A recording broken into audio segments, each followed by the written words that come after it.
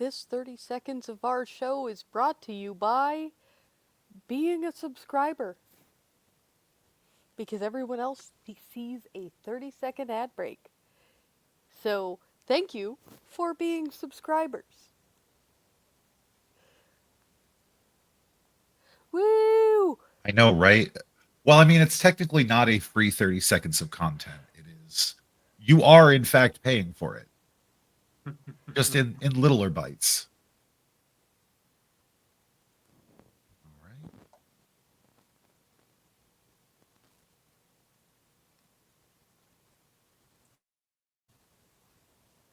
Welcome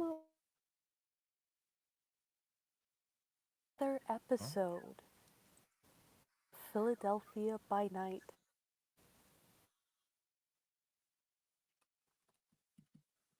We pardon join us just one our second.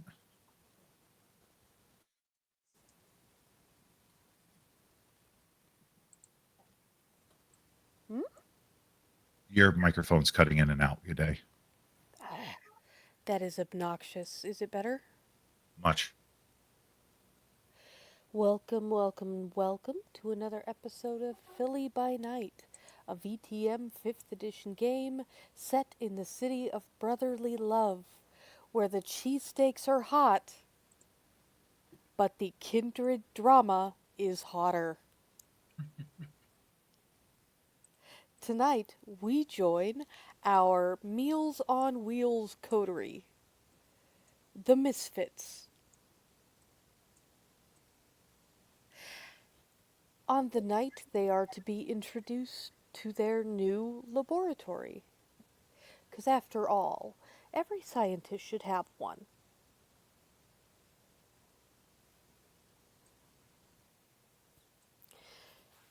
So, my humanity ate mother trucker, Mr. Pacifico. How do you start your evening? Uh,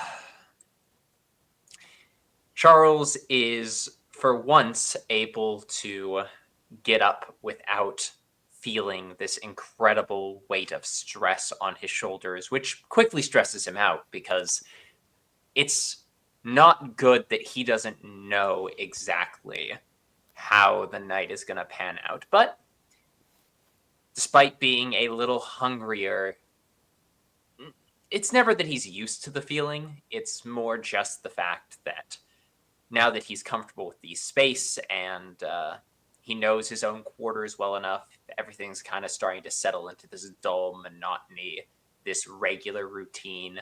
He awakens, he pulls out a chair, he goes through his notes.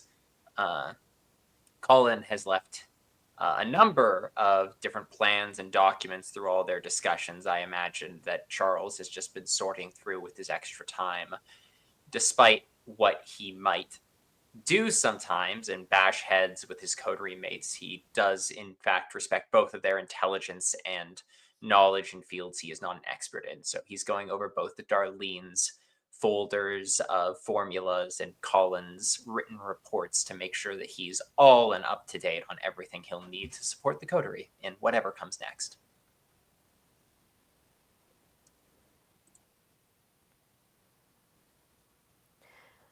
Darlene? Yes. How does Darlene start her evening? Darlene, there were requests for a couple of crafting things. I don't know if that was possible to attempt or maybe not right now. It's probably not right now, particularly with the ammunition, and I can absolutely explain why in your chat. That's no problem. That was a super last minute thing. She would like to try to do that thing with the organs if the organs are available.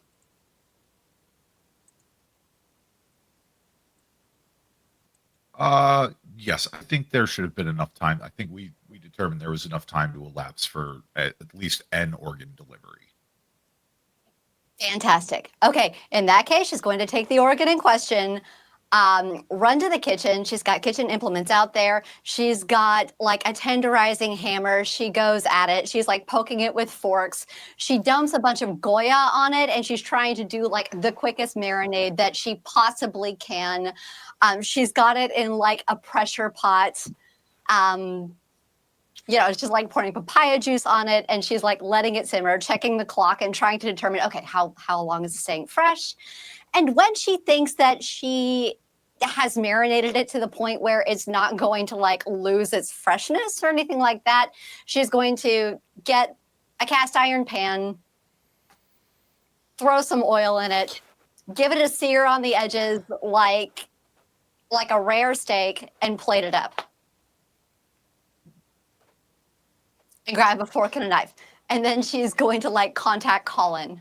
Call for him if he is in the Haven, and text him if not. Can we even eat cooked organs? She's not sure, which is why she only seared the outside. Most of the inside is raw. You're about to find out after I get there. And I am too, in case you change the rules. Most of it is raw. She's just trying to make it nice. That's very Darlene of her. Okay, Captain Soupy. Other than being decomp soup, how are you starting your evening? Colin starts off having a normal one. Wakes up. Turns to soup. God damn it. Has an emergency bit of food. Tries to blush of life because he is him and he's very cautious. Turns to soup a second time. God damn it, twice. Says, looks at his emergency soup, goes, no, we got shit to do. And calls up a shadow. He is informed, unless you want to talk about it. Hi! Hi, I require a ride. I am soup. You're riding in the fledgling seat. So it goes. I hope whatever you're wearing stays remarkably fresh. Fledglings go in the trunk. Yes, thank you, Sifra. I am aware. I am aware that the trunklings go in the trunk. Thank you. I'll be ready when you pull up. Bye. Well, it's better than riding a la carpet, or a la tarp, or a la tarpet. And then he waits. And Sifra has kitted out the trunk of this, like, Technicolor 80s shaggin' wagon with a giant Rubbermaid bucket.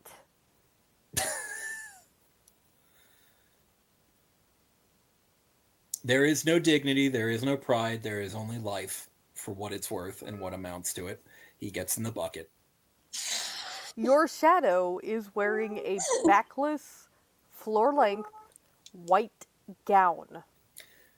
My shadow also looks like a supermodel, and not like a 6-week-old corpse that's been out in summer heat and is degrading every step of the way as he oozes and slurps his way over into the bucket. Into the bucket. And thanks. You look good. Closes the trunk. Slam. Gets back in the car, drives back to the morgue where we get Colin a little bit more of a bite to eat. Because... becomes real for the third time tonight. God damn, the man cannot be doing this as soup. The normal is soup for starting his evenings. Twice in the entire season, he has not started the session soup. He's having a normal one. He smells cooking meat. What the? Hi, do you eat? No, but you do. I only charred like the very edges. I only char the edges. I don't know if you ever had a rare steak, but like it's as it were. It's just got a little sear to like lock the moisture in. It smells like papaya juice. That's what I marinated it in. I washed the marinade off. I washed everything off before I plated it. But yeah, like is that a vegetable? What the fuck is a papaya? A papaya is it's a fruit. It's a juice. It tenderizes it. Like, it's got a flavor, but there's also a little acidity to it, so it like tenderizes it really nicely. Okay. It's Colin like sits flavored. down. He has had food before, including just a bottle of water, and just is used to just throwing up. And he looks at her, looks down at the food. It's human. It's Thank people. you, You should be Darlene. fine. And Oh, he yeah. puts that I to like it. charisma to use. And he takes a bite of the cooked food. Colin, what is your humanity? My humanity, STs, and group as a whole is 6. You cannot eat this. Oh, I'm sorry. Okay. Let me scrape the char off. Okay, I'll scrape the cooked parts off. Sorry. Okay, she'll like run to the sink with like a knife and she'll like cut the cooked bits off. It's like if you have like a black and blue steak taking off the top. Sorry, I figured I'd try. I'm sorry. Yep. Meanwhile, Sifra's eating all of the char bits. Not just honey, huh? Okay, Oh, I've no. got the interior. I'm sorry. I won't cook it next I'm time. so happy for you, Sifra. He is slightly happy for her. That's not his dominant emotion, and Sifra can tell. And he says that by reflex. He is trying, though. God bless him.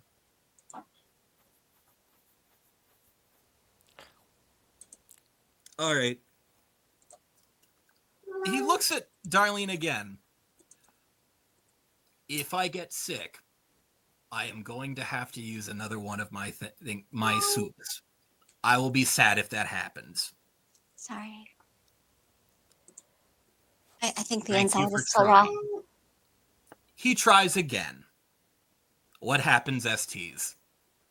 It's raw organ. You've eaten raw organ. Usually it's more palatable in a smoothie. That's probably why you make it that way, but He also doesn't like to look at it. Straight up. it's an organ. It tastes like organ. You eats it. He picks it up by... Yeah, that one is not mine, Shazi, this time. He is over there, though. Food into mouth. What? It is like... Thanks. I was already full. Thank you for... I mean, yeah. I thought maybe it'd like taste better. It's the same thing as drinking blood. It's like an opiate. It's probably better than... Well, it is better than opiates. I don't know. I haven't had an opiate. I had an epidural. Bless you. I mean, lumbar puncture is a hell of a thing, but, you know.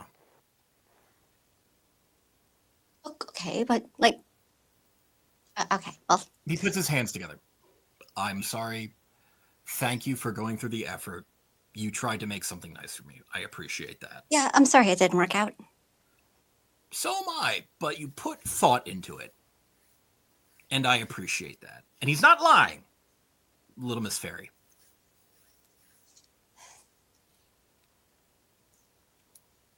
Flex that delicious 2 charisma. He has medical textbooks. He does know. Huh. What?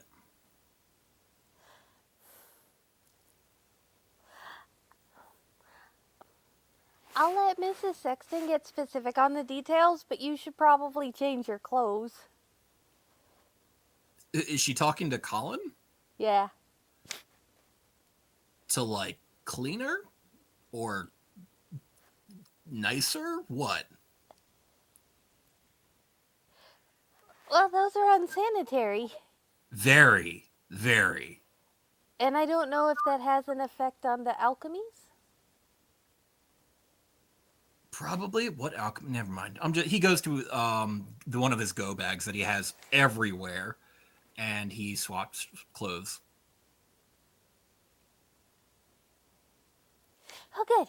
Okay, so, we'll just wait for, Mr. Pacifico? He feels his ear burning, or he just gets tired of sitting.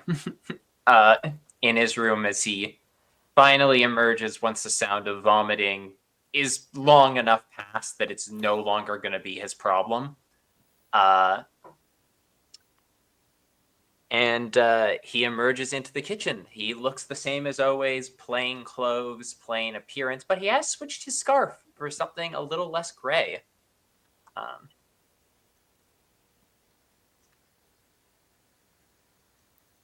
Looking good. Don't you So look what's that dapper? signify? I received a scarf from someone I know, and I felt it would be in poor taste not to wear it. So I'm more of a grays kind of person, but it works. It's a scarf. It goes with everything. I am happy you have friends. We Why? have friends. Bold of you to assume just because someone would try and curry my favor with material possessions that I would consider them a friend. But you wear it, and you're trusting it not to be laced with explosives, poisons, or some sort of mind control magic or whatnot. Yes. All right, touche. You got me there. 1 point to Mr. Fry. A. Does this mean I get to write it on the whiteboard? You have a whiteboard? Yeah. Board? What goes on the sure. whiteboard, Sifra? What's the current score?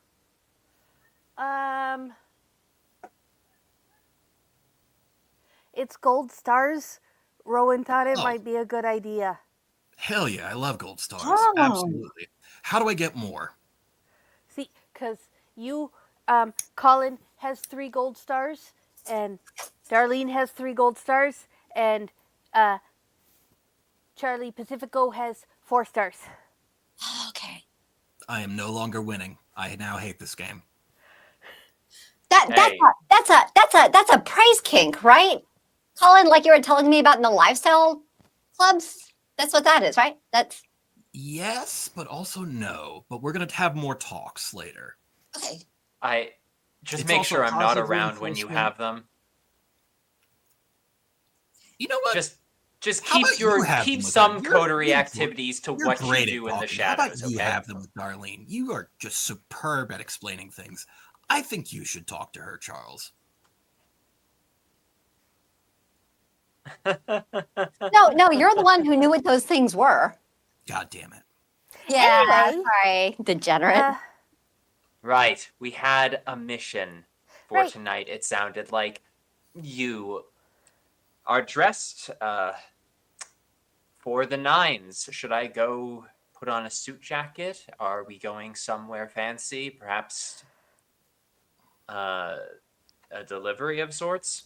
No, I'm dressed to be a suitable distraction. Who are you distracting? Anyone with eyes and a taste for beauty? Par. Well, that's allow you, me to baby. Yes, allow me to rephrase the question. For what purpose do you need to serve tonight as a distraction? Oh, I don't know. Apparently, we're meeting someone new. Okay. To the city? A baron A baron? from the nearby barony. With Colin's 3 dots of politics, is that appropriate for Talons, or should there be, like, ancillaries to do that?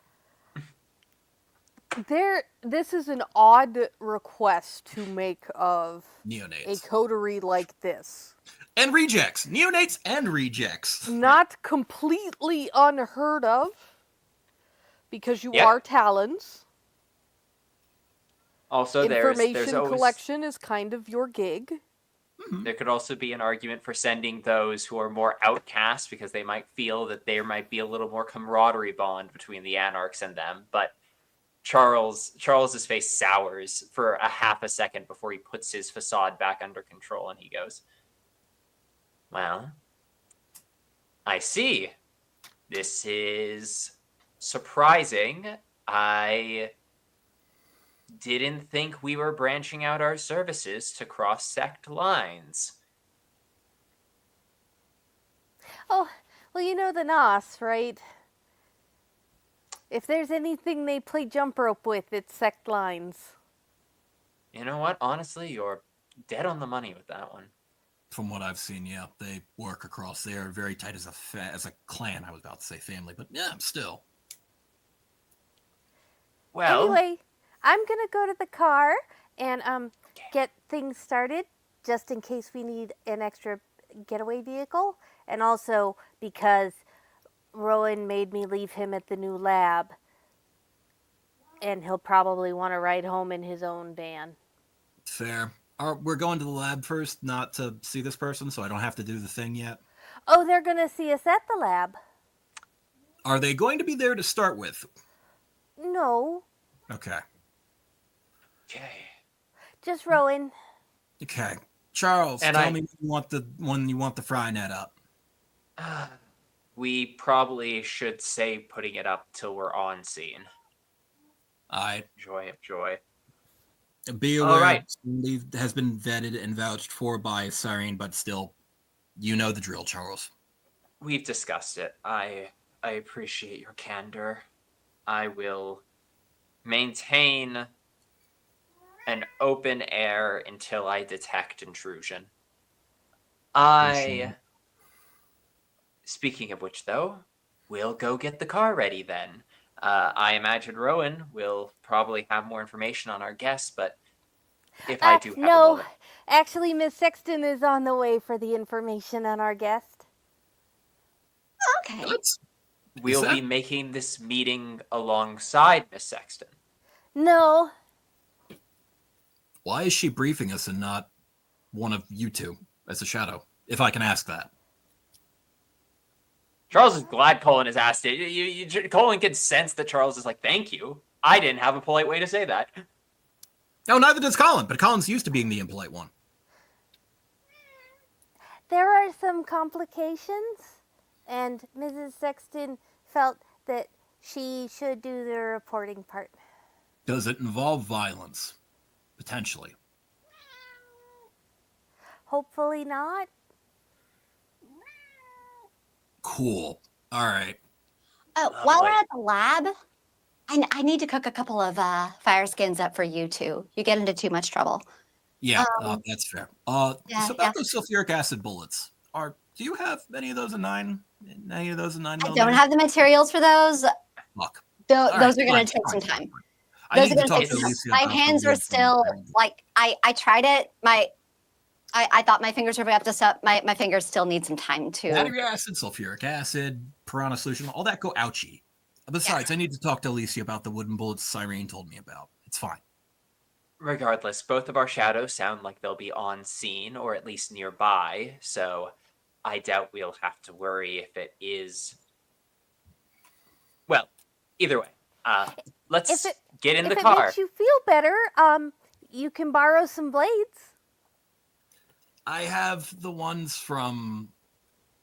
I mean, I'll borrow them. I think that anything you can swing is probably going to be too much for noodly arms, but you know. I've got the ones that Alicia made me. I think Seifra starts pulling out throwing knives. Colin is not so dead he does not appreciate her pulling out knives from various places. And like at first, it's a perfectly natural amount of knives to have strapped to various places beneath a backless ball gown. Until it stops being that. Colin Okay, appreciates. Thank you for the Simbad demonstration, but God damn it, Charles.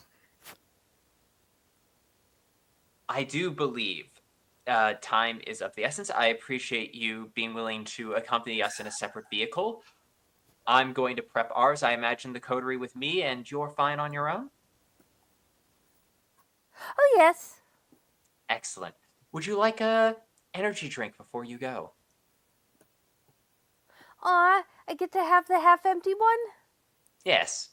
Yay! You should probably talk to Mrs. Sexton first, though. She's here? Yes, in the parlor. Oh. Thank you. I suppose we're not being left as in the dark as I thought we were. Let's go speak to our sponsor. Right. I need to run a new alchemy by her anyway. Charles will lead the coterie unless there's any protests. Off he goes. So you get to the parlor, and there is just a Mrs. Sexton in the parlor with her tongue sticking out, trying to read a book upside down.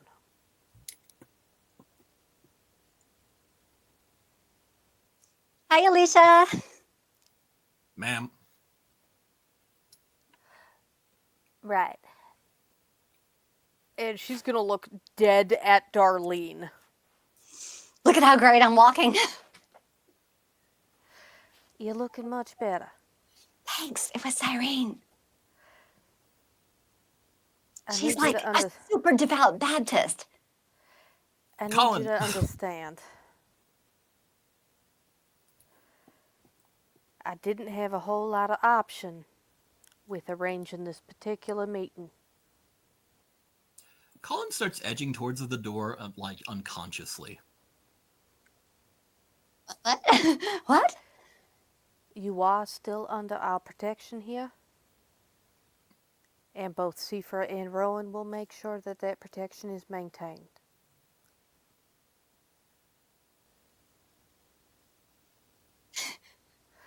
What do you mean? They do not know where anyone else is other than you. Colin would like to start the telepathy now. That's a smart move. It's What do you him. mean? What do you mean? Rouse check. Ba-ba-ba-ba-ba-ba.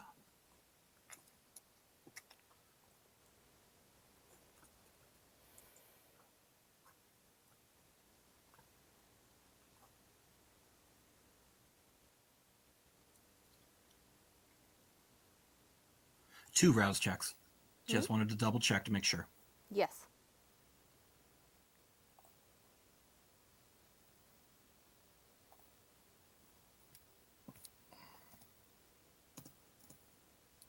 God fucking damn it. All right, he goes down from... He goes from hunger 1 to hunger 2, and then goes back down and goes to 1 out of 3 soups. Soup. Here we go again.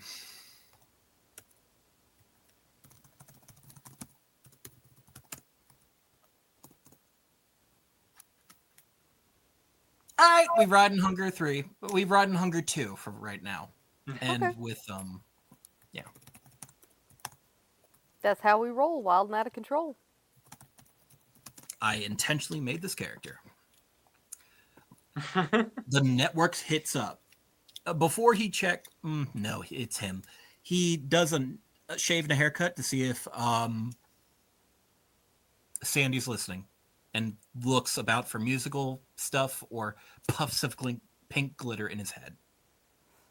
He would just see like a little triangle hanging somewhere, and once he did shave and a haircut, bing, bing. Sandy, nice to hear from you again, presumably.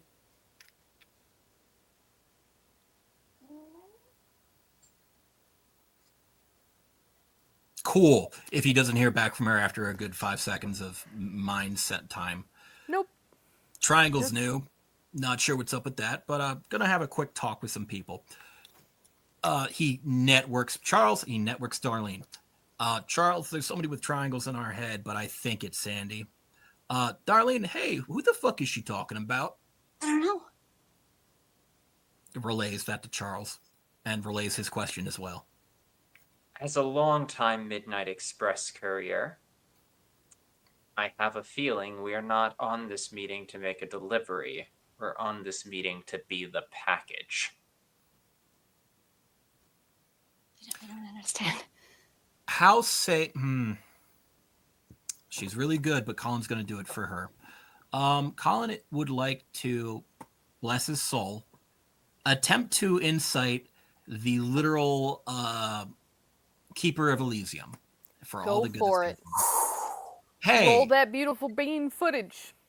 the May investigator does. May Charles offer an assist dice because he is networked in? Yes. You God, know I what? love I'll allow teamwork. it. I feed What over are her you body language. basing this insight on? I want to watch everything related to how she says you're still under our protection. That she's not being delivered to her death or her wounding or anything bad. That bad is relative. That's the not a good the authenticity of her, what she means when she says the protection's still in place. Is this Thank you the for translating protection's Booker in speak. place? Yeah. Yes. Thank you for translating Booker speak. That's Accurate. it. Here we go. 2 hunger. Roll that beautiful bean footage. 6 because assist. No. Choose no. I choose no. Reroll failures. Okay. Yeah. Not a flat fail. She seems to be telling the truth.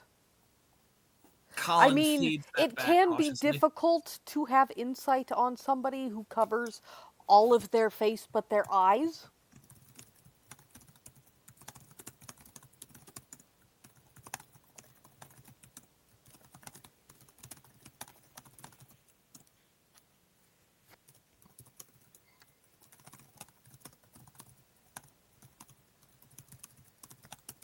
So we're going to pop out of the mind space for a moment, Yes, into the real space. and Alicia is still going to be looking directly at Darlene. What? This Baron is someone you know, Darlene. Okay. A mutual acquaintance of ours from down south.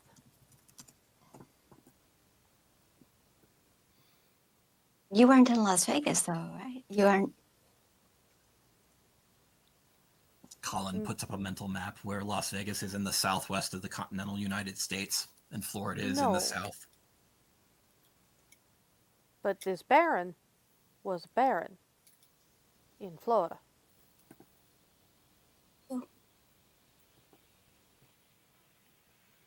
And I have plenty of cousins Who? down, well, down that way. Who?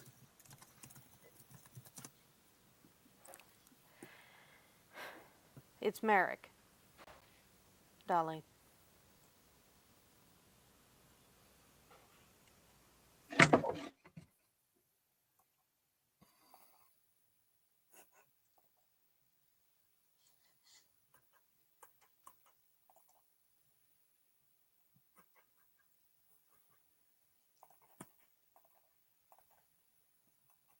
Does he know it's me?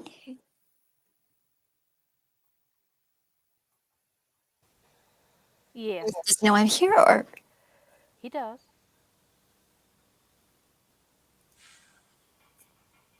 is he angry? Didn't seem that way.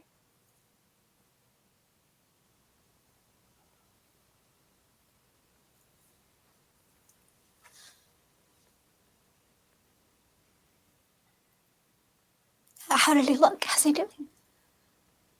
He looks very similar to how he has always looked.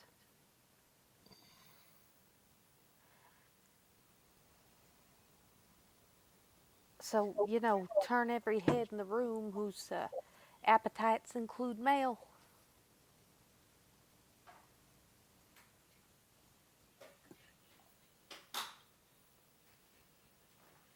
And he wanted to see me? He specifically requested to meet your coterie in exchange for his support if the tower decides to come a knocking before John is finished with his hunting trip. Do you trust that support? He wouldn't lie, Colin. As much as I can trust it from anyone. We had a mutual respect down south.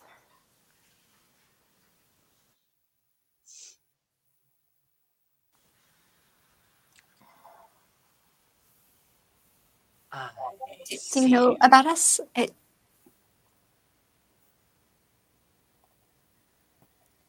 The very basics. Rumors do get around. Okay. Okay.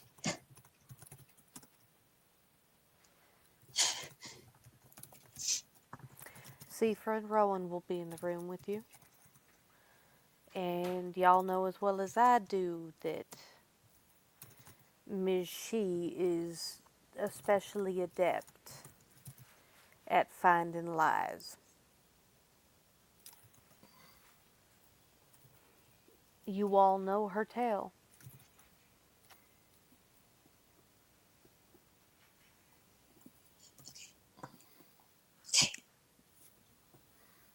Okay. That was a question. You, all three of you, you know what her tale is when she hears a lie. She itches or feels pain. Correct? Correct. Guess who doesn't know that? Good to know. The Baron. The Baron don't know that. So she wasn't in Florida, Seafra? No.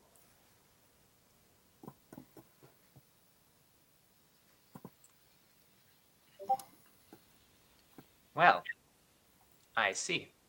That is a useful piece of information.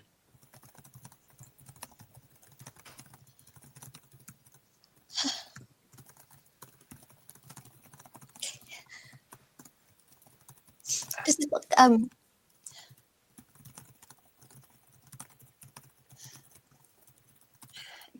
does he look like blushed, like normal blushed, or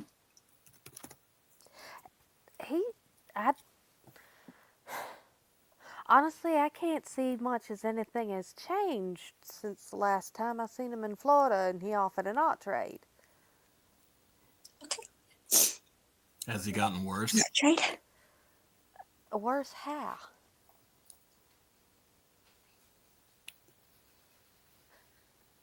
Yeah, art. I make things. I'm an artist, and at that time down in Florida, I thought it might be a hoot to try to get a tattoo to stick.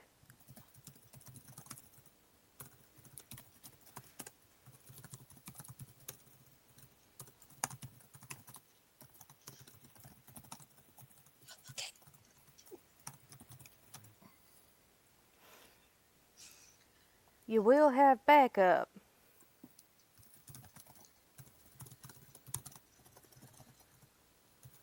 Now, I know she looks like a Cabbage Patch doll, but any of y'all ever seen that girl in a fight? Not had the displeasure yet. Not this one. Philly V3, I've seen Seafra in a fight. No. I saw her eat Rowan a little bit. Don't worry about it. I'm worried about it. He sends over some mental stuff about a haunting and some ghost busting and some frenzying and some hunger and some really insectile shit and some praying mantis vibes. And then it got fixed, and Colin actually gave some of his own flesh and blood to make that happen, to stop. And also he held up a gun to his own hand to threaten a fetter, which is weird if you don't know the man. The only hit point that matters is the last one. If that was supposed to make me feel less confused, it didn't work. He gets the vibe and he goes, "Don't worry about it, Darlene. I'll tell you later." This is why she's probably not explaining it right now. Okay. She's strong. She'll be fine. Rowan and Seafra are adept at combat. Not social combat, at least not Miss She. You see, we share a weakness. When asked a direct question, neither one of us has any way to lie. Do you think John's coming back soon? He damn well better. Not a lie, but I notice how you phrase that. Fair enough, ma'am. Charles is considerably less jovial. He hasn't necessarily put up all of his guards, but he is eyeing the situation warily, as he says. I appreciate that you are providing us with backup in case things get dangerous. I will note my ability to give thanks for that consideration is lessened by the fact that the best way to prevent this harm would be to not be there, in which you are asking us. This is not related to the delivery of blood. This is not related tangentially to the defense of the city. It sounds like this is not a diplomatic mission. This is paying for a deal you made with our presence as your bargaining. Or barter, I could say. You ain't reading the situation incorrectly. I hate that I don't do that very often. In such a case, of course, we all swore an oath to uptake and protect the city, and of course, we are not in a position to refuse you or your generous offer, what with your position as our sponsor. You are absolutely in a position to refuse me.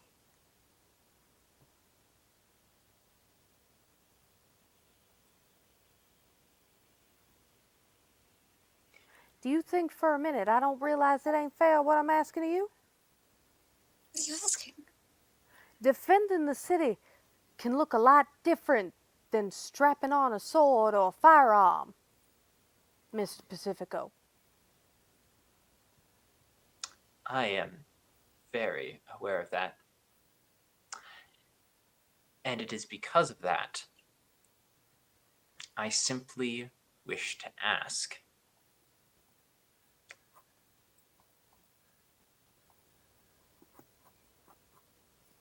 He turns away to Darlene and says, Darlene.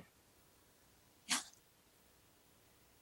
And he doesn't ask it out loud. He puts to Colin mentally. He just says, pass it along. I can get us out of this. I don't care if I crash out and burn. I will not transport a person to a situation they do not want to be in. Colin passes it along 1-to-1 and then sends his own message that he will CC to Charles. You are the only one of the three of us that has someone to go home to. A kid. She's not part of the game. She shouldn't be part of the game. That's not how code works.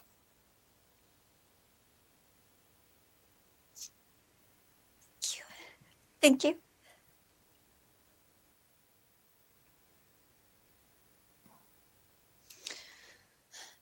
I'm sorry. I'll explain everything when I can.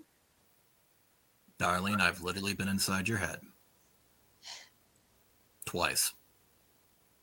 And you gushed about him. Sort of. Kind of.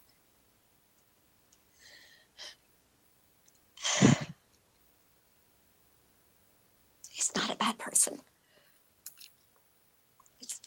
Colin bites his lip.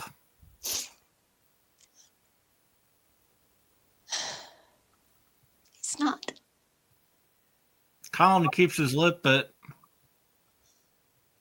If that is your decision, Darlene, then I will convey that as such to Miss Sexton. I'll go. I'll go. I know you would, but the question is, how much do you feel this will harm you? I need to know that. If she means what she says. If she means what she says, I should be fine. Charles is staring at Darlene and then turns back, and his tone is completely different. Well, having had a chance to look over my fine coterie and take your words to heart, I agree. You are acting in the best interest of the city. But of course, it would be foolish, utterly disrespectful to the sacrifices that have been made to not join you in your quest to defend the city with means other than swords and guns. If it is your command, we will go. Colin says over his head at the speed of thought to both of them, we're going to talk about the lifestyle. Safe words. Safe words is a way to stop everything and we leave. We're done with the scene. The scene is this negotiation, or whatever the hell this is. The safe word's safe word. You say safe word or you drum it on your fingers or on your side. You prisoner code it to us. Either you two or me, please bail me out. I would like life. We're done. We're leaving. They can grill us over it later. Okay. The safe word is safe word. Say it back to me, Darlene. Safe word is In safe your word. head. Cool. Charles, ditto. I don't know how kinky you are. I am not commanding you to do a damn thing. I am telling you that I am trying to drum up support from some admittedly unconventional places. And the reason I'm trying to do that is because you currently have an individual running the city who can only count about 2 decades dead. Not even that. John's only been dead for 2 decades. Is John ruling the city right now? Technically, yes. If you mean you, then that surprises me. But fair enough. So that's strike 1 against me. Strike 2 is, do I look like a member of the High Clans? Colin doesn't have to say anything to that.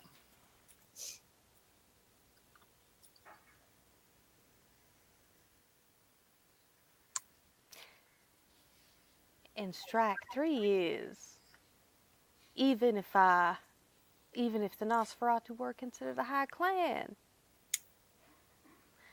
we are also considered a risk, seeing as we don't obey sect lines, amongst other things. Some prophecies truly are self-fulfilling in the funniest ways. How long you think they gonna keep me in charge if somebody outside gets wind? You're not in charge. It's the Seneschal. Aren't they a Samisi? Aren't they You High think Clan? the Camber... Yeah, Charles turns and says, do you think they're going to accept the Seneschal as the rightful ruler in John's absence? Temporarily? They're tall. That counts for stuff. Tall and big hats. I understand they're called the Tower, but that does not mean the tallest gets to rule. God damn it, Charles. I mean, Alicia, well, actually, well, considering John and then the Senate, actually, maybe that's what they were trying to set up there. Alicia is just going to very quietly remove several pieces of her abaya until she is standing in what is essentially like long underwear and a camisole. And then she is going to start growing. This woman is stretching like pasta from the 5'7" to an 8-foot tall frame. What are you doing? Her facial features are also shifting, becoming the mushroomed mask of the Seneschal as another 2 pairs of arms come out from between her ribs. So they are feeding the women in Philadelphia something. Do any of you speak Latin? Spanish? That's kind of Latin.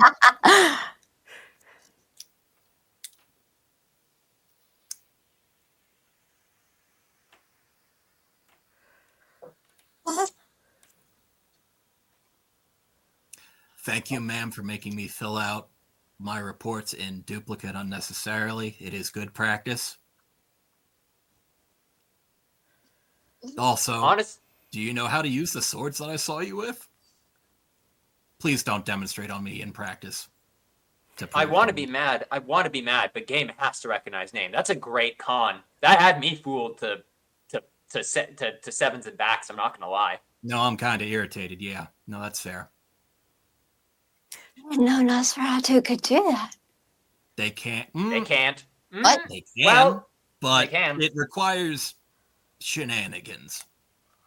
I mean, Tomfoolery. obviously, this one can.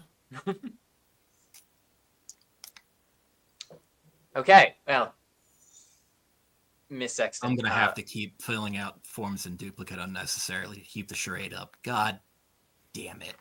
We still can't speak Latin.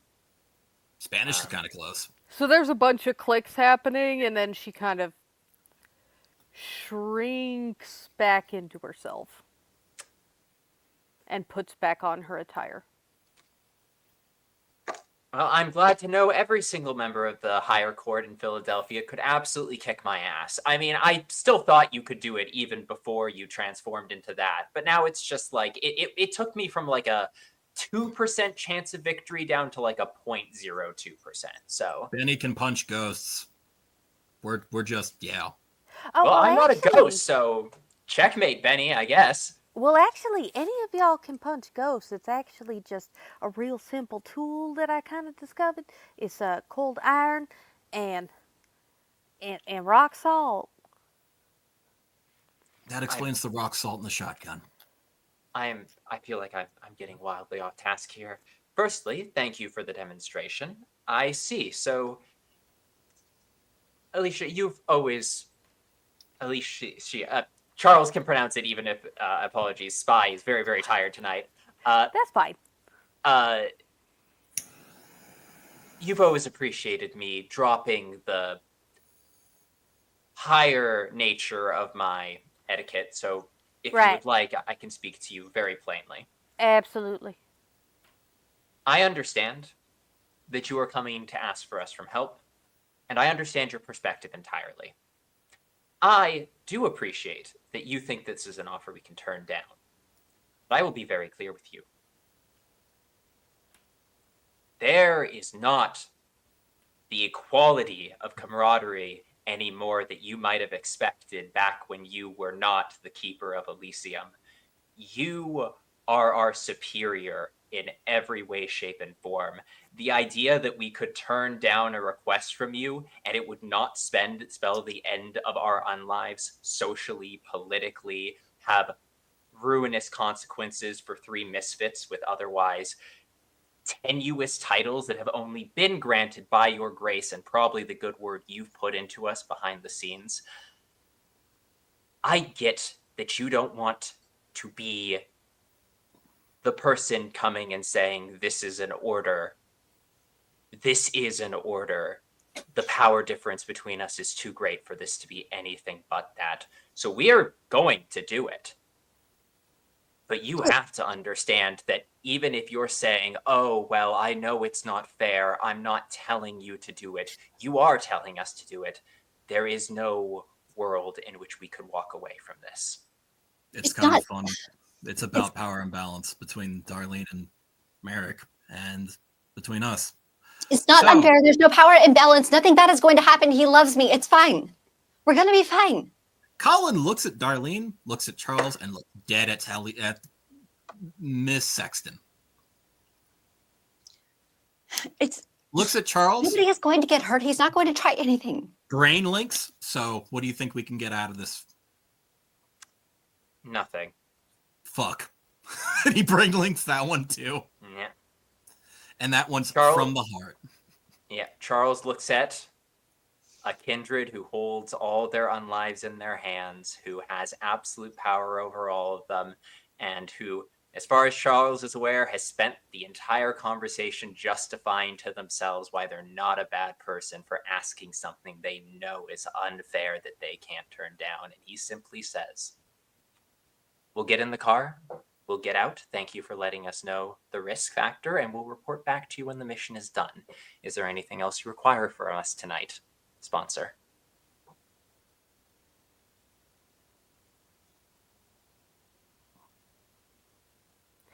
No, there is not. Very good. We'll report to you back when our mission is successful.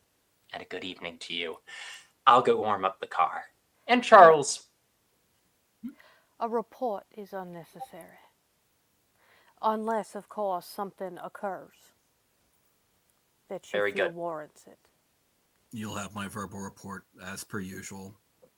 Bearing in mind, I just remembered my coterie oath. It is to both the city and my coterie. And that's a contract to both parties. I'm big on contracts. You'll hear from me later, ma'am. I'll give you my report.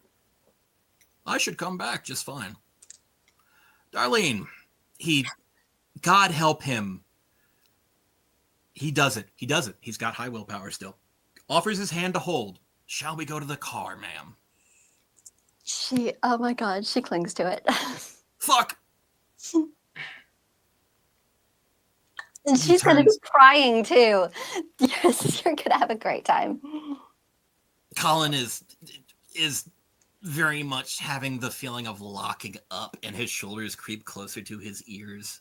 And he goes arm in arm and hand, and off we go to the car. And hands his baggie to Charles of phones. Mr. Pacifico, I wondered if you might hang back for a moment. He hands the keys to Colin. Something he's never done before, and says, "You've seen me set it up enough times, and I trust your judgment." Darlene Table is going shot of to music. POW to Colin via hand squeezes. Are you connected to Charles right now? I literally say in her mind, yes. Okay. You're safe. He's safe. I'm running in and literally going to shoot at the queen if I have to. We're all going to die, but I'll do it if I have to. I'm big on contracts. Charles. Think shit like that, please. Charles Sorry. He's smiles. not sorry. Charles smiles and allows them both to step out and hangs back for a moment.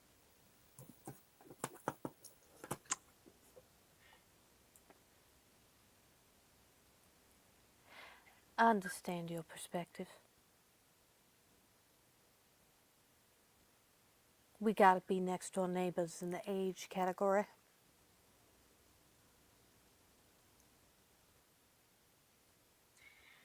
True. I think you might have half a decade on me, probably. 16 years.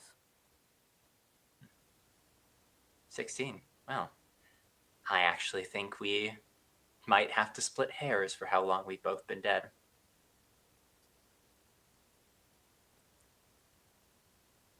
Congratulations on your rapid ascension. Yeah, well, that tends to happen when you marry a prince. I'm still looking for Mr. Right.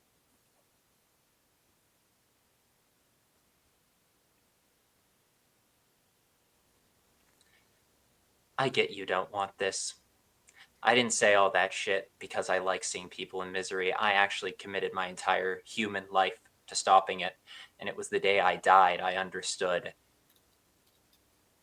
that I was going to, as soon as I kicked the bucket, become the kind of parasitic loser I used to think that if I wasn't as good of a person, I would have let bleed out in the back of the ambulance. I get you have higher ambitions.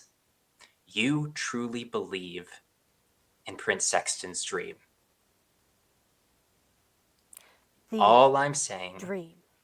the dream.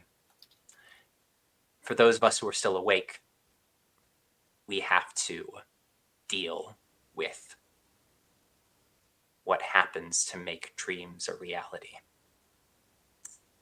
I'm not saying you're not doing the right thing here. Tactically, it's the correct decision. I believe that people should be honest. Not in the way our shadow is incapable of hearing lies, but in the way that people need to look in a mirror and really understand who's staring back at them. It doesn't matter if you're wearing a mask or not. The decisions you make, even if they're the best decisions, you're going to have to live with them. I think you made a decision tonight, and I was just letting you know my perspective. And if that differed with what you saw in your head was happening, what you thought us as close to each other in death, in age, in experience, it meant something different to me, and I believe it meant something very different to Darlene.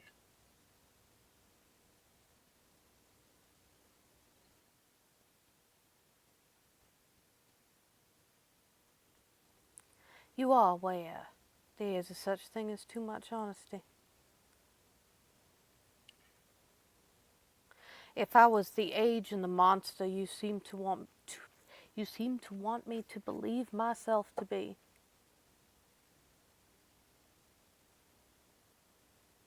between the two of us, honesty is fine. Between me, you, and your coterie, who can generally be trusted to keep their mouths shut,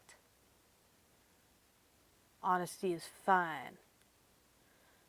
I want to make sure that particular display does not happen in public.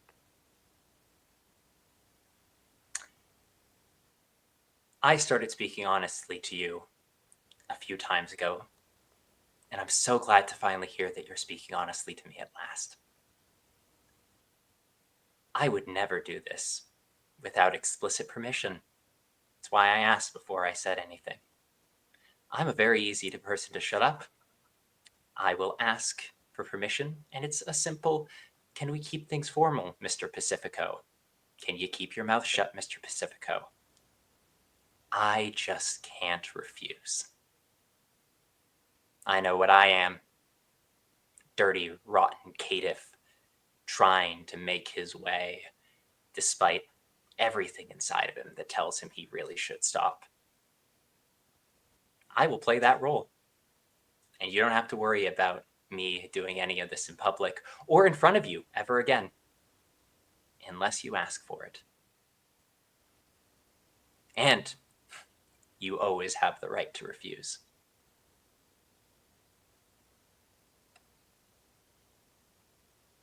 As do you. Lovely. Thank you for this honest conversation. I genuinely appreciate knowing where I stand with the people around me. I wish you the best of luck, and I truly do hope that your husband does come home soon in one piece. That seems unlikely by the day. Well,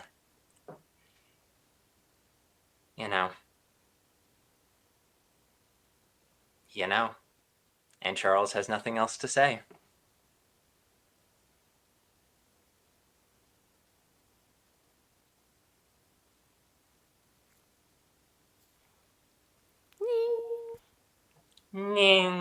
They both put on the most polite political smiles. And Charles goes, I shouldn't keep my coterie waiting any longer. They are waiting for me. I am their driver. I'm pretty sure Darlene would drive us into traffic and Colin would drive us into a wall. So, duty calls. I had a supplemental to the question you asked me last time.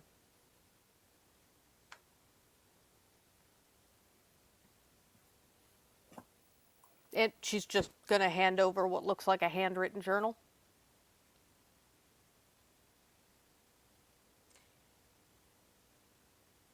I do appreciate it.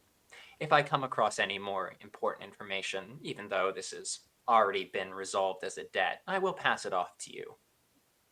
I like keeping a little bit of slack on either side of people feeling like they're doing extra effort for each other.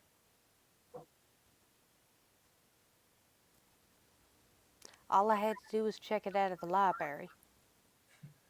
I just figured we've been keeping you and Rowan so busy, you might not have had the chance to connect. You're right. I haven't had a chance to get my library card yet. I think the office is just closed through all the hours that I'm sleeping. I hate working the night shift. I should go out for a stroll in the sunlight sometime, really stretch my wings out.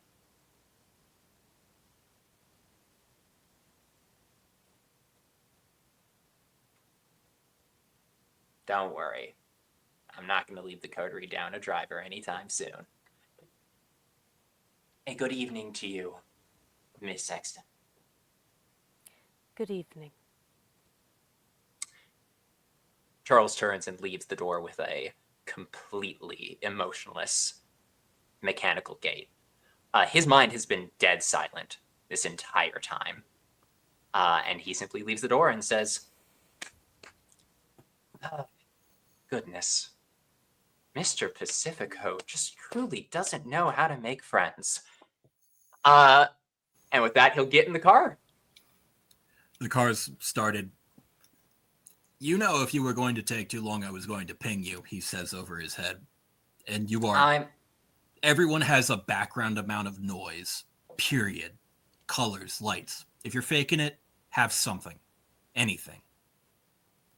Pure blank. Corpses. I'll do my best. Well, I mean, I'm just playing what I am. And Charles is smiling and laughing, and I'm not going to... There's no insight roll required. He's purposefully doing it in a fake way. Like, Charles I love is you. projecting. Shut the fuck up and drive. He turns the engine, and off they go. I'm so sorry for dragging you guys into this. I really am.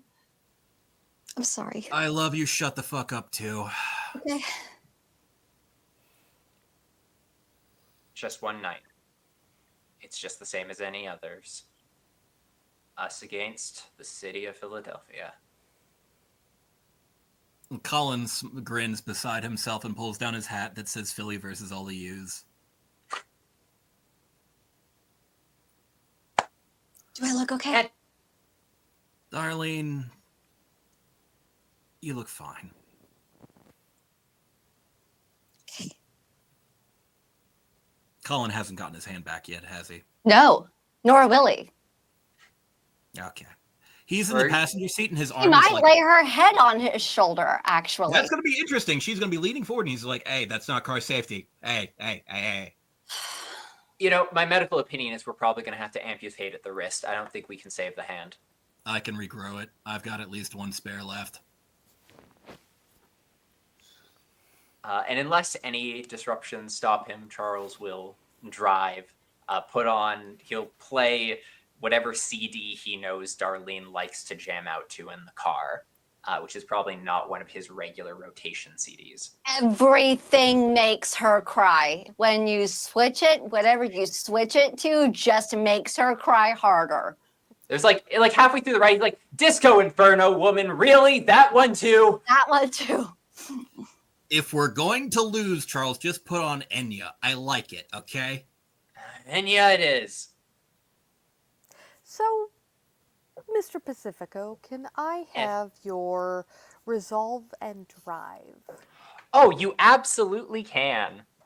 No. God bless. We love a driver. No. Does Charles detect, I should say, for the sake of this role, does Charles detect anything particularly unusual about the ride that may prompt him to blood surge, or does it seem like just a normal, everyday drive? This is a normal drive, so I'm asking for the normal drive roll. It's Perfecto. more, or at least it's partially because I imagine Charles has studied the heck out of the route. Yep, no, that would make perfect sense for Charles. Which is why Absolutely. we're using resolve. This is the perfect Charles role. He actually gets worse at doing things the more he prepares for them. Love a man who rides by the seat of his pants. Sorry, that's gonna be 6, 9. So that would be 9 dice for him. Hunger 1.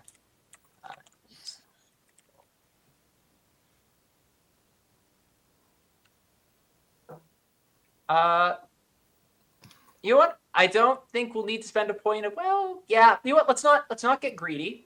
I might need my willpower for later. I'll take 5 successes. You might need your willpower for later. I think 5 successes is okay. That's an okay result, you know? We'll take it. I mean, it's better than half. So, you know.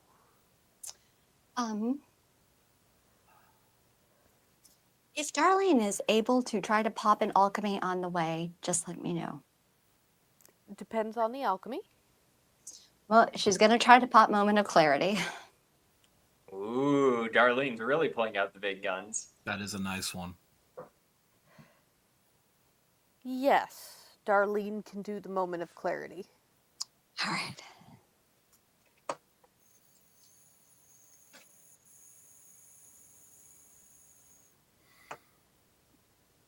So, go into the lab.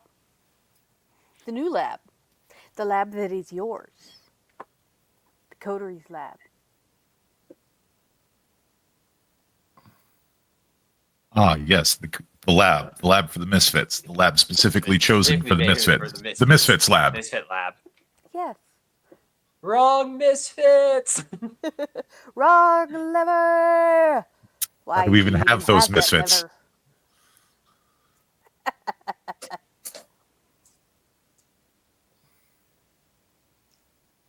And on the way, Darlene will tell Charles and Colin, he's got Dominate. He's good at it. He fleshcrafts. He's masterful. He's absolutely outstanding at it. His work is incredible. But Jesus fucking Christ. Colin gets up, shakes his head violently as he starts the 1,000-yard stare and cracks himself out of it with resolve. I don't think he's not going to try anything, but Tell me about his personality. no, what?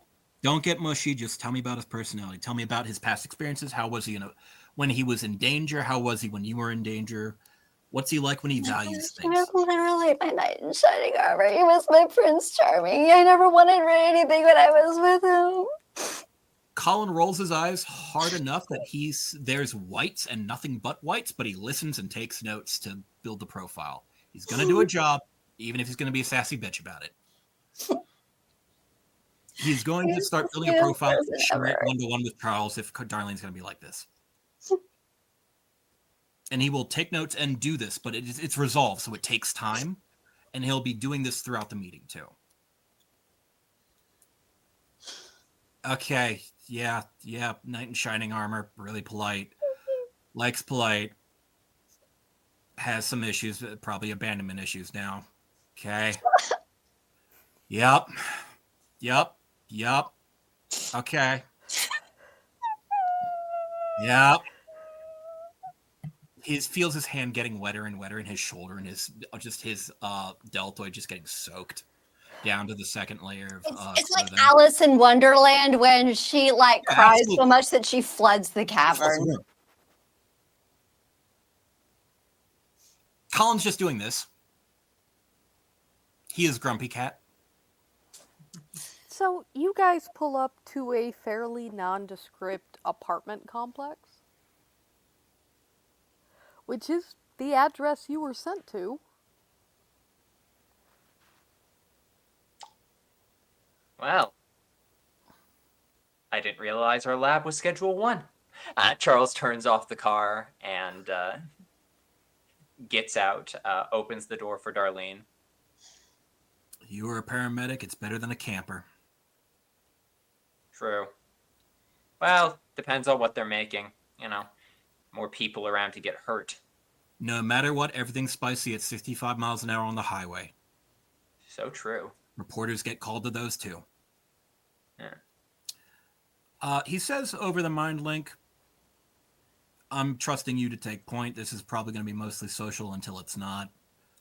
Ping me for anything. And if anything stupid happens, I don't like who I am. And I'm never going to, not for months at least, going to say that out loud. Just wanted to share that, even quietly in my head. I don't like who I am. And I wish I was somebody different. Let's fucking do this, I guess. We're no longer on wheels, so let's go be meals. I fucking love And you. with that, it is time for a hydration check. I will do 3 different kinds of hydration, and I will triple up on the water. Water. Brought to you by VMZ. Water. Water. Water. Fuck you. The Baltimore came through. The Balmore. It's commonly said in Philadelphia too. Water. Hey! It's one of the things that we share in common via proximity. It's only I 2 have hours been- away. I have been practicing my non-regional diction, It sounded really good.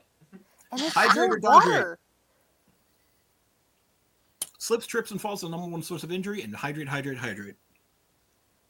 I don't wish to alarm you, but the number one cause of deaths over 40 is accidents. Oh no.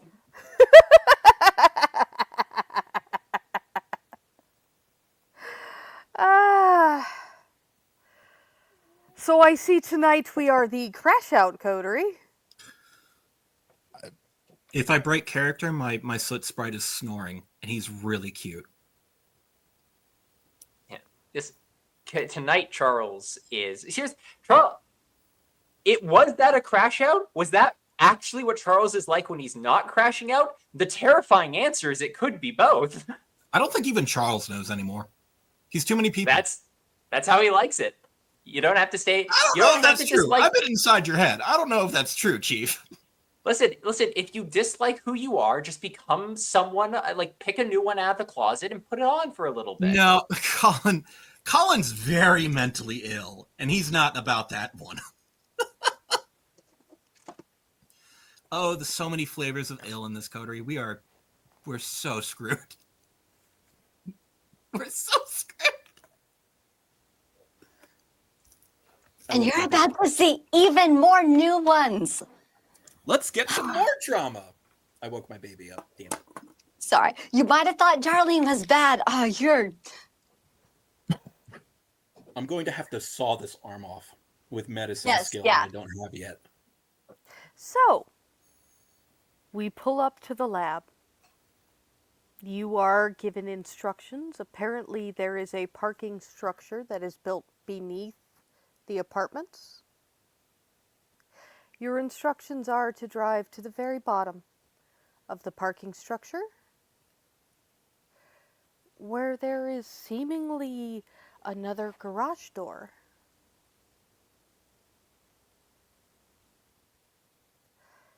Mr. Everly, would you like to introduce them to their new playground? Oh, yes. It seems as though as soon as you pull up to this large rolling garage door, that it begins to chug to life and roll open. Before you stands a 20 to 25 foot driveway that terminates in what looks like more parking lot. As you drive forward, the door chugs closed behind you, shuddering the entire time. Once you get to the end, you see what looks like a smaller grouping of parking lots. And then to your left, you would see what looks to be an expansive, the remaining floor of this parking lot, which looks like at one point in time it was maybe an executive parking lot or private VIP parking. The rest of it has been outfitted with 3D printers, with bullet presses, with all manner of goodies that can be used to make all manner of things. And sitting there, leaning up against one of the posts closest to where you would park, is Mr. Rowan Everly in a mint green suit, head to toe.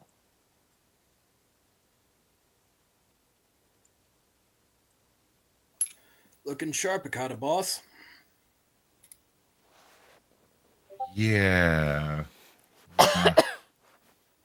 Figured tonight might require me to be dressed my best. Colin looks up and down himself. Fuck. I'm glad I brought my better scarf.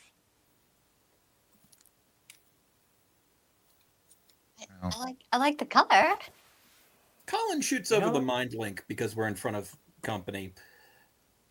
So, if I ask who it came from, are you going to be silent, tell me a lie, or just like be like, hey, don't? Which I will respect. Is that not to both of us? Just to Charles. He has to relay. He's a network. Okay. He's the transfer station. It came from one of the kindred who I take care of. What?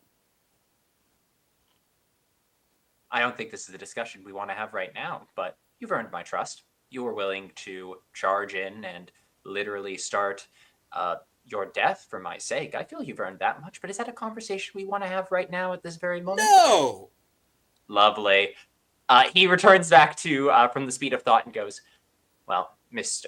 Everly, we've been briefed on what our job and duty here is tonight. We appreciate your willingness to keep us safe, though, of course, we've been assured that there shouldn't be any harm that comes to any party or anyone tonight, so I do apologize if it's going to be a little boring for you.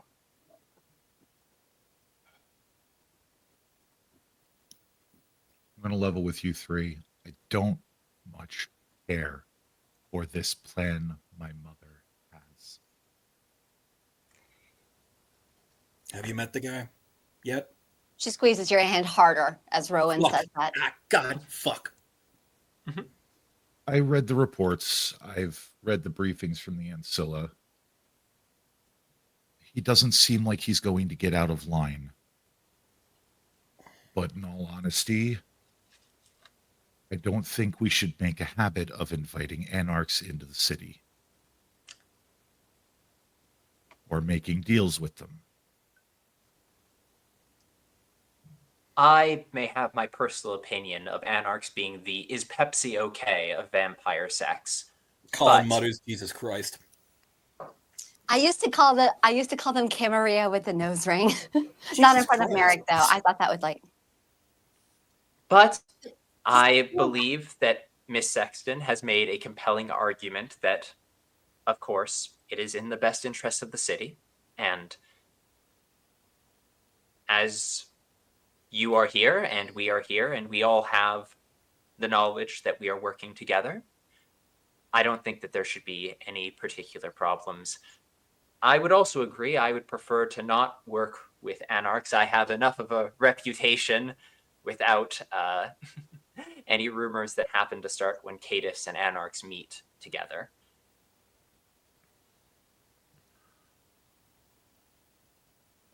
Well, she seems to think it's for the best of the city.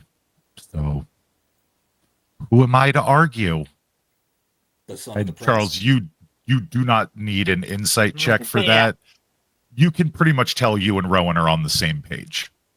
He's not happy about it, but he's in a position of leadership, so he has to toe the party line. Yeah.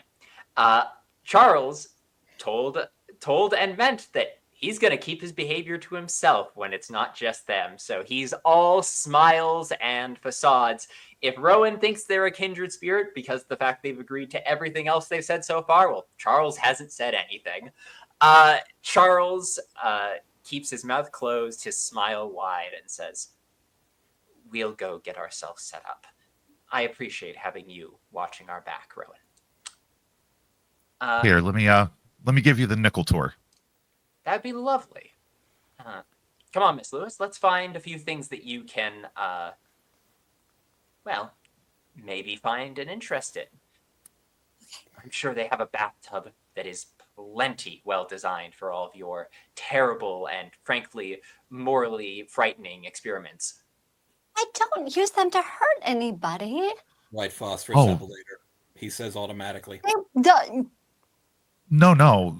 Bathtubs are a terrible choice. What you want is like PTFE or some sort of low density plastic. Most acids, especially piranha solution, can eat through plastic. Specifically the plastic that has a number 4 on the bottom. Trust me, it can make a mess if you get it wrong. Bathtubs were what I had in my apartment.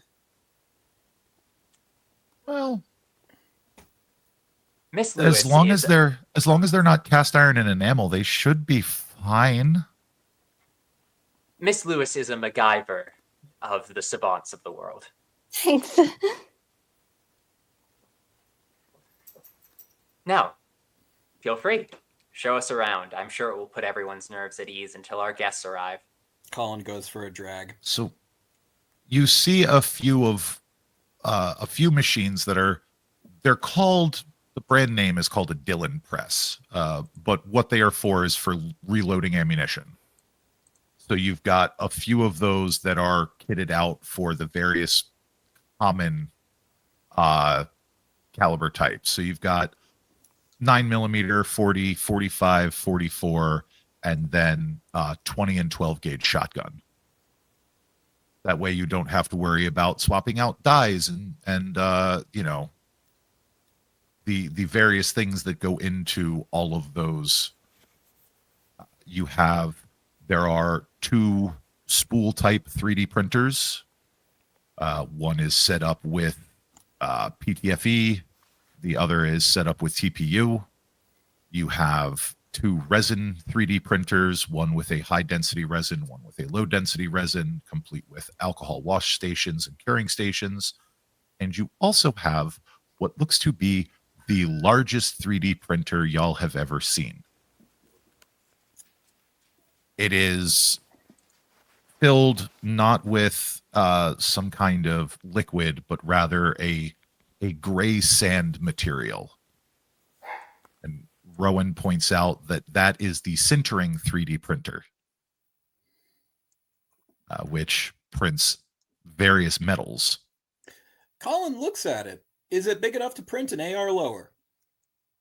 It is big enough to print an AR lower. It's big enough to print like a chest plate if you really wanted to. Like this is like what Colin says aloud. half of Spicy. this is an industrial size sintering 3D printer. You also have a few chemical stations, mixing stations, really anything that y'all would need for your alchemy, and anything Darlene might need for her alchemies. There is a fully stocked refrigerator and chemical closet with all manner of goodies in it.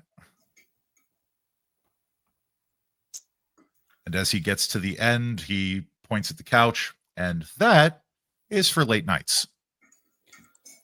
Colin looks at the couch, raises a finger, hears, and that's for late nights. Opens his mouth, thinks for a second, and shuts his mouth.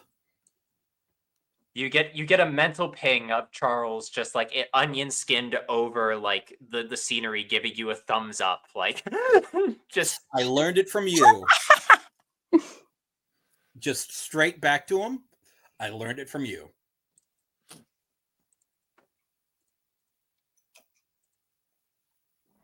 Slow and steady, right, Charles?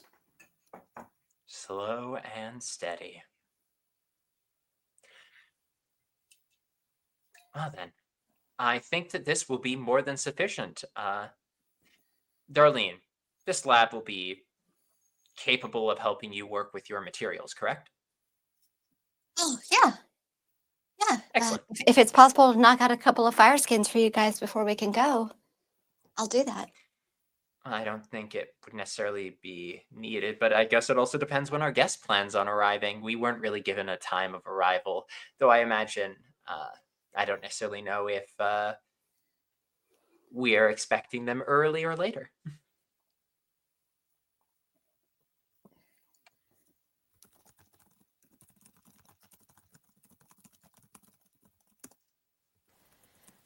There is some commotion near the door.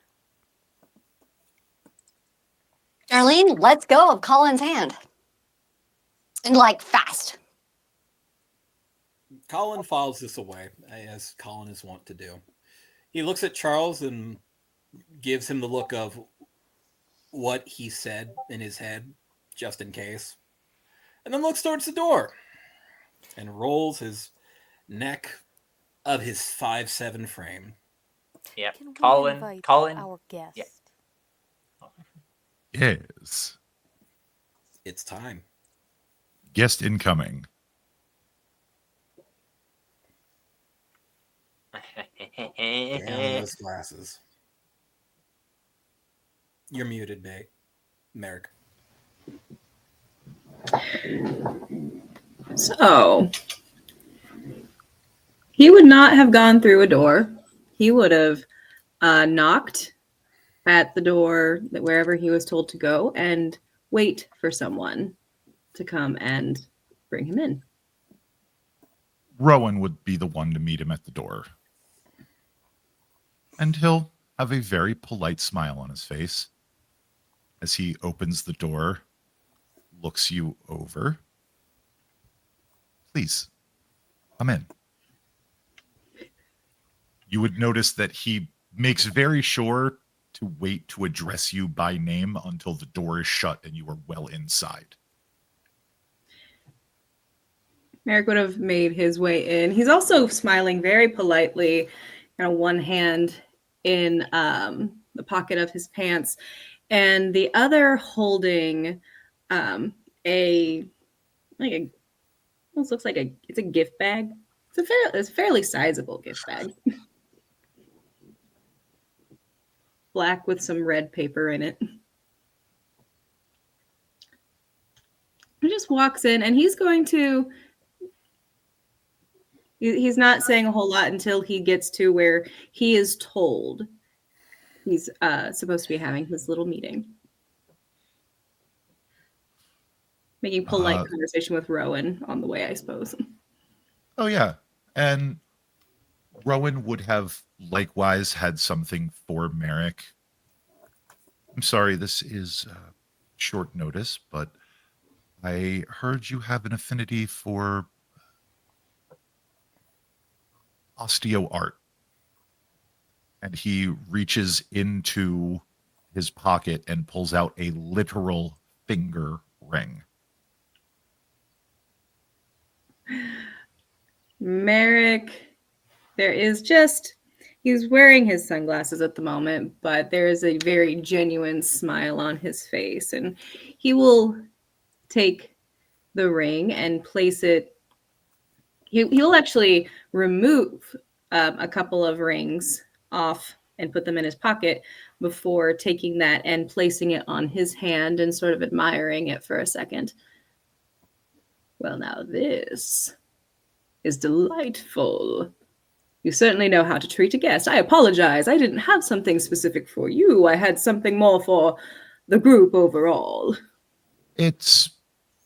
Consider it a show of appreciation from our group and a general show of hospitality. I know your family is big on manners, and I wanted to make sure that we minded ours.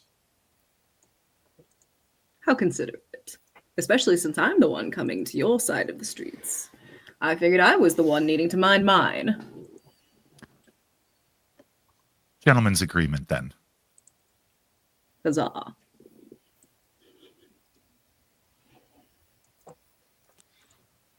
And how long does it take until we get to the rest of this little ragtag team? 45 seconds tops. Enough time for them to exchange pleasantries. So they probably would have been walking in, like having those pleasantries until they made their way in. And Merrick, what the coterie would see is a man standing at about 5'10" with brown wavy hair about to his shoulders, stubble, beard. He is he's not super muscular, but somewhat toned.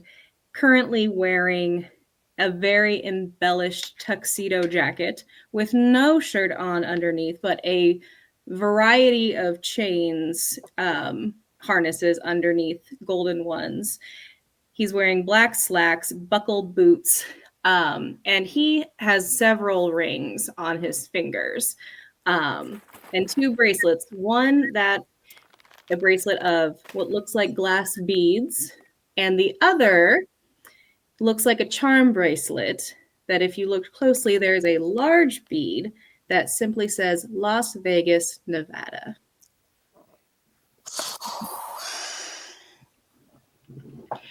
And his hand is in his pocket. He's holding that black gift bag. And as they are walking in to see the coterie, Merrick will turn and look at everyone and simply go, "Well, hello." Merrick. Good evening, Baron Merrick. You're looking good today. Good evening, Baron Merrick. Oh, And formality. Rowan, Not necessary here.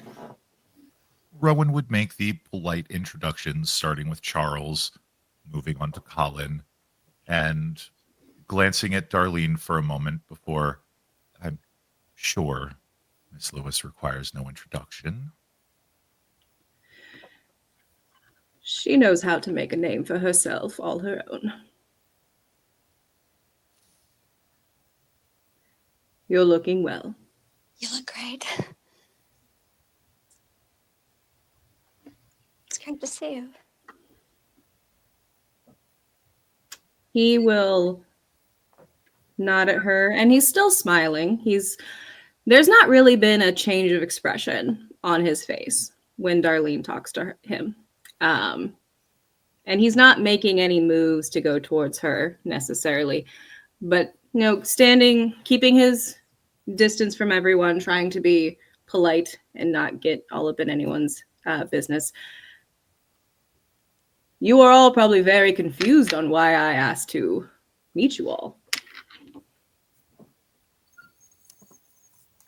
I certainly was surprised. I expected you had a cause that wasn't just needing DoorDash. Is that what you're calling it? Oh, no. We are the Meals on Wheels.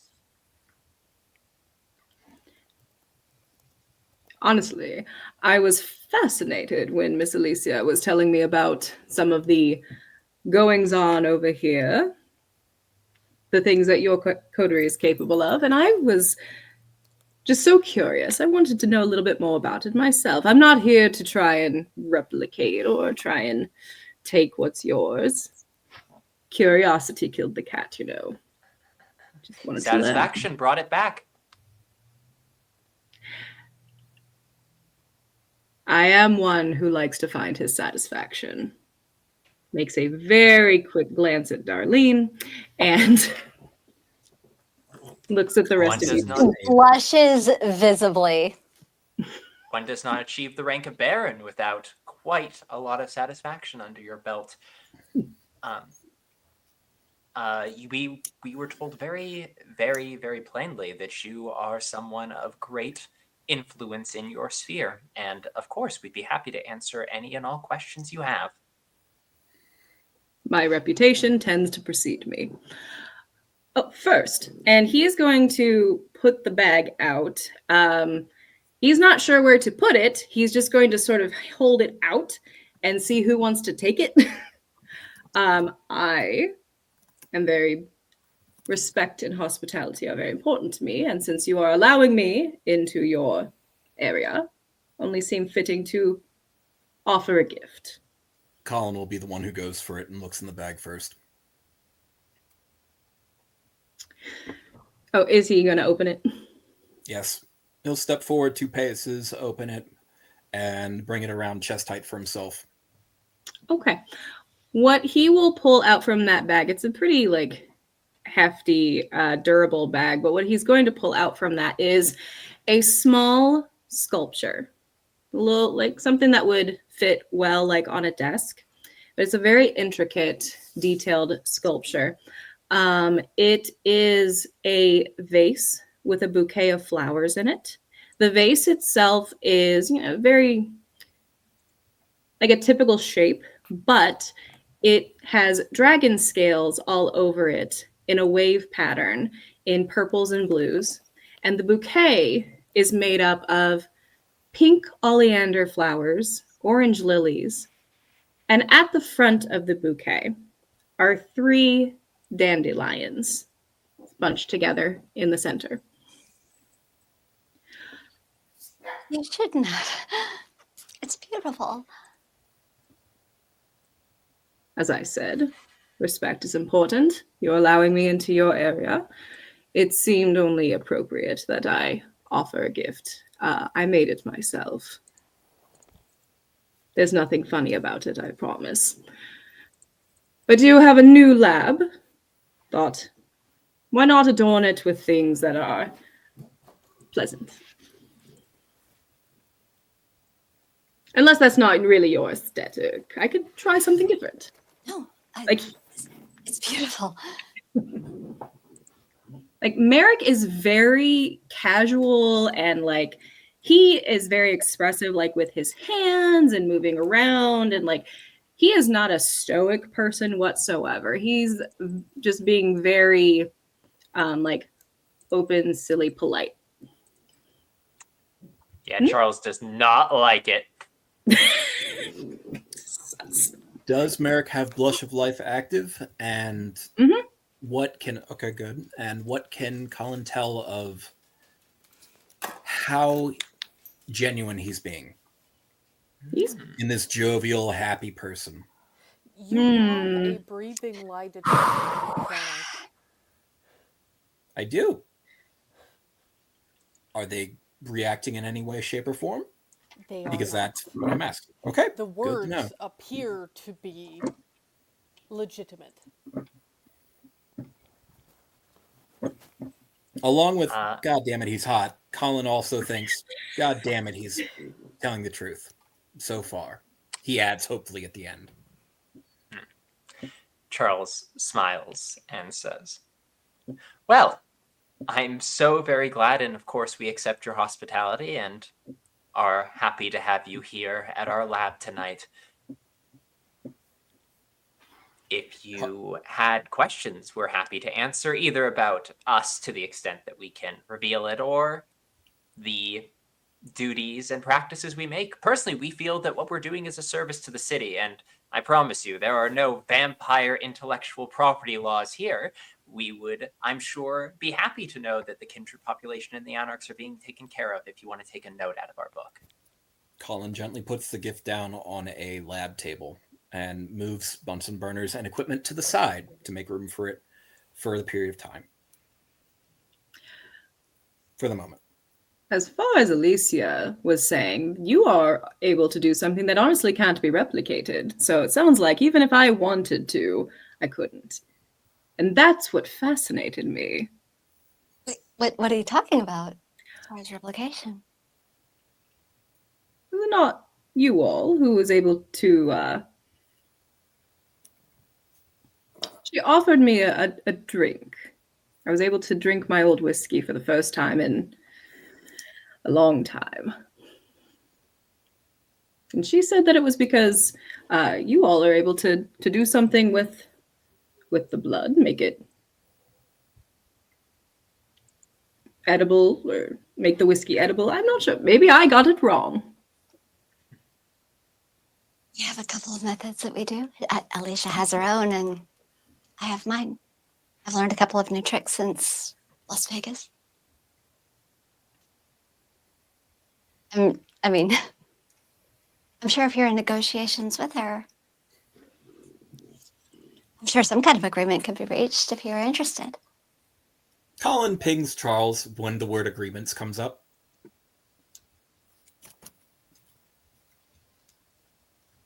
Yeah, Charles is smiling. He will quickly just send back. This is Darlene's field of expertise. Unless she requests help over mental link, we have to let her have this conversation. That's how payments get made. That's how we're going to get out of this in one piece. Fuck, replies Colin. Colin, if you're in Darlene's headspace right now, it's like I Love You Always Forever by Donna Lewis is playing on repeat. She's looking at this guy like Princess Daphne is looking at like the knight from Dragon's Lair. Like Colin contemplates hell and how bad it could really be again. Charles is not that far off from just having predicted what Darlene's headspace must look like, but the problem is he's a cynic, so it's actually better than Darlene's actual, like, pure thoughts. Colin does not share because his version of HIPAA, basically. But he is also only surface level. He will not go down deep unless he thinks there's an invasion or safety threat. And he's not going to share unless there's an invasion or safety threat. Same to Charles. But he still has to hear everything. Sorry. Well, I love it. Colin doesn't. I get to you torment are my little brain goblin. My mind You are goblin. my mind goblin. You are correct, Baron Merrick, that we do have some methods that are unique to the skills of our particular coterie that allow us to make the items we wish.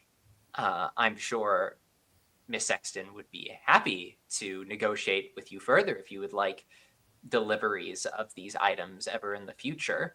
Of course, for policy reasons, we can't directly make those deals with you at these times, but I'm sure communication through our sponsor would be more than enough to make sure that we could continue the agreement that seems to be burgeoning between both our sides. Merrick is going to get a little bit of an intrigued look on his face. What did you all get told was the reason that I'm here?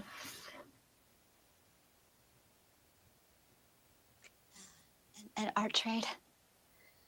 Yes, that was between me and Alicia. I mean, here to meet you all.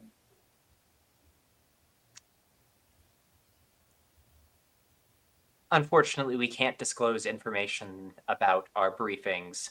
Fair enough.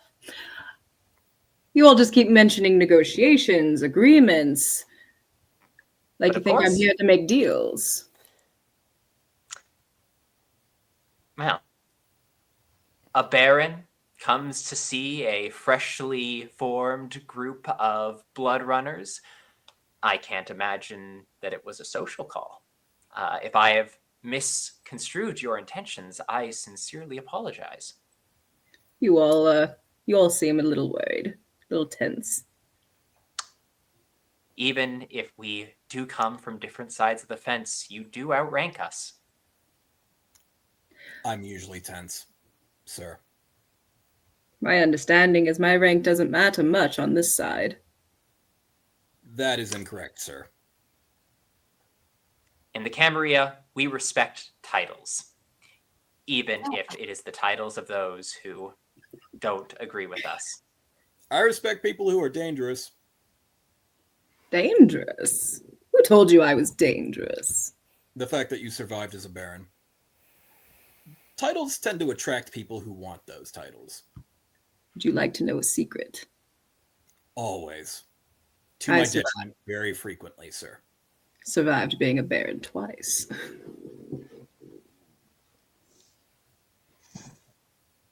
In 2 different locations. Charles does not say it out loud. Colin, you get a look at this guy lost his barony. Holy shit. Colin is very good at corpsing because he's a dead man. He also says aloud, now I'm even more assured that my concern is appropriate. Because you know people have ambitions, sir.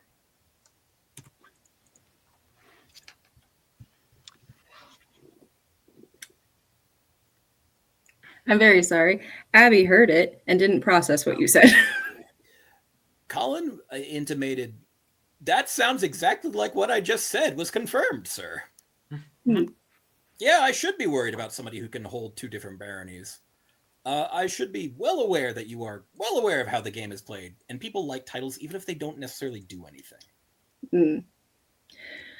The tower does like their titles. I feel like there's one for every person in the camp. What are your titles? Did you get one yet? Talon. Currently. Talon. Not one I've had before.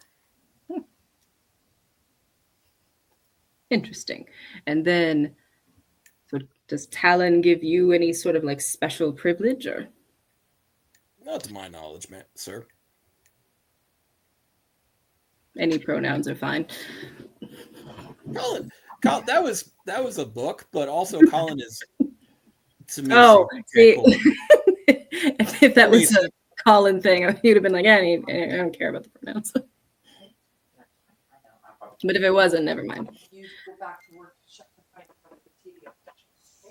I didn't come here to make any deals, to be sneaky. I didn't come here to try and haggle my way into anything. I simply was a curious man who heard of some fascinating things and wanted to see it for myself. And from the looks of this lab, and he's just kind of moving about. He's not getting up close and into anyone's stuff, but he's just kind of meandering around and almost actively avoiding getting close to Darlene. Not like in a way where it's like malicious, but just completely trying to keep a distance there. And looking around the lab. It just seems like you all have quite the setup. This Meals on Wheels. You're trying to make sure that the city is well fed, yes? We're trying to make sure that the kindred who need blood the most are able to get it in a way that protects the masquerade and upkeeps the strength and power of our prince. Well-fed people don't have issues as much as starving people. And people who are fed by us don't necessarily have to risk harming others. Sir.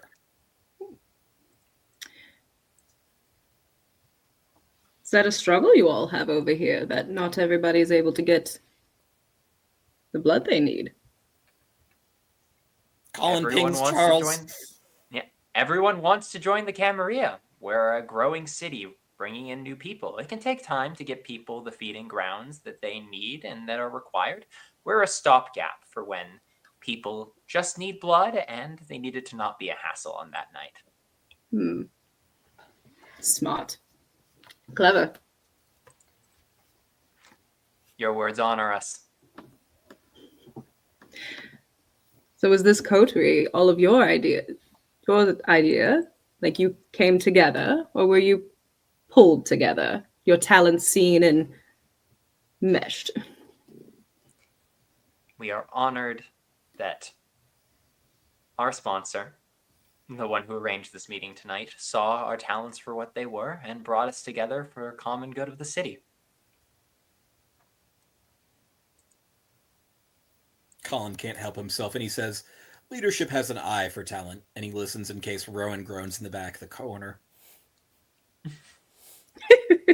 He has to. Just a little twist. Just a little bit. There's that ever so faint groan. Colin Collins.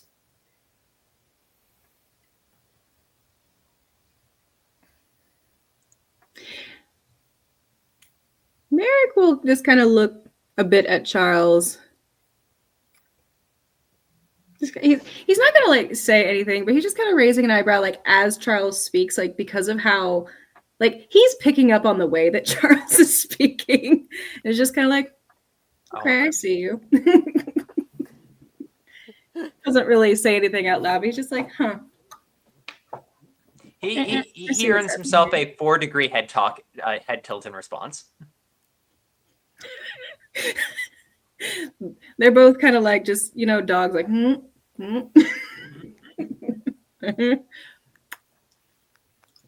What do you guys feel is your greatest achievement on this coterie so far? We helped somebody who has been wronged. That is my feeling. Who was wronged? Previous leadership, not our current ones. If I may ask, how long have you been in Philadelphia? Storytellers, how long is, in the continuity of things, how long has the baronies existed?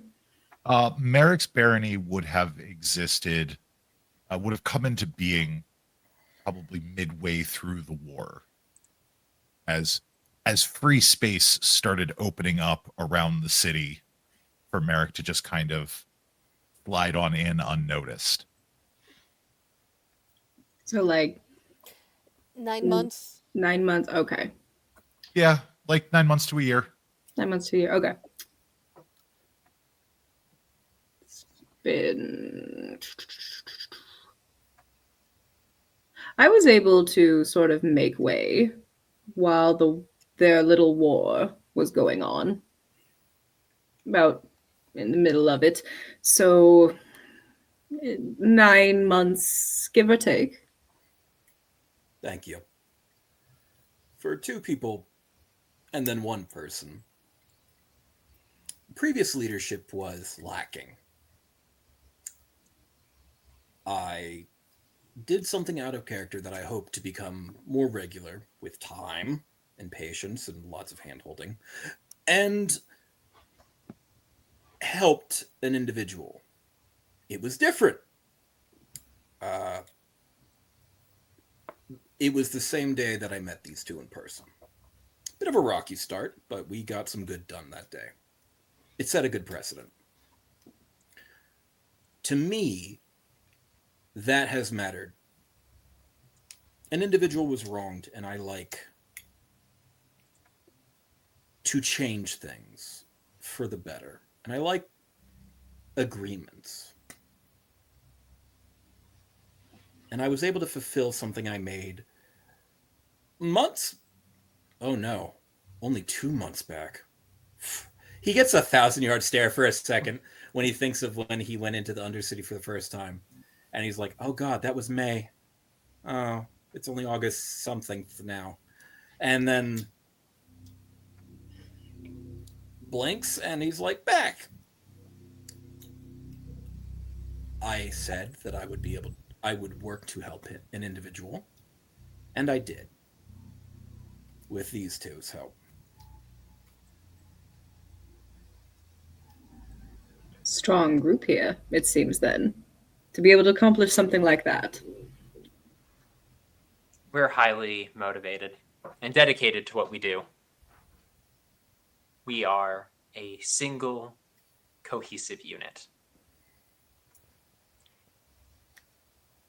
It goes very far, especially in these nights. You memorized a very nice script. I like you. You're very good with Wrote PR. it myself, actually. Wrote it I'm making things yourself. up as I go, by and large, sir. You're very good at the on your feet. You definitely have written out your speeches. You'd be the HR, and you would be. You're both in HR, but you do it very differently. Yes. You, my dear, have been very quiet. Just kind of looking over at Darlene. Colin says to Charles in his head, if he thinks I'm HR, we're good. They're Charles? they're better talkers than I am, honestly, is a role. They're more eloquent, at least. I don't remember that being the case. Colin says to Darlene, if you lie about me being eloquent, the fairy will know. She meant it. He just thinks fuck in quotes in his head. Oh no. Yeah. I'm a little tongue-tied, I guess. Is the song still going on in her head? Oh, yeah. Fuck. He thinks in quotes again.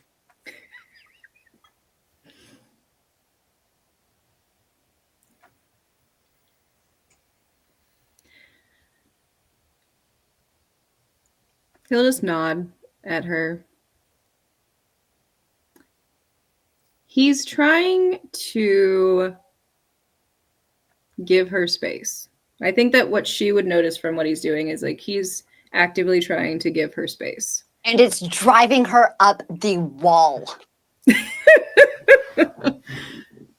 Because Colin had a talk with Darlene, 2 talks, Colin's been watching Merrick, and he probably noticed that, and he STs. Does that seem like the work of somebody who is lower humanity than 6, lower than him?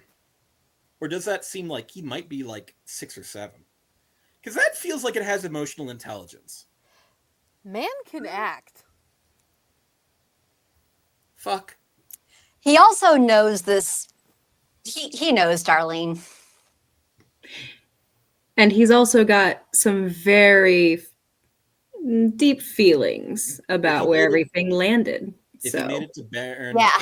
he's probably smarter than Colin. That's probably a Charles thing at that point. Colin can only do so much.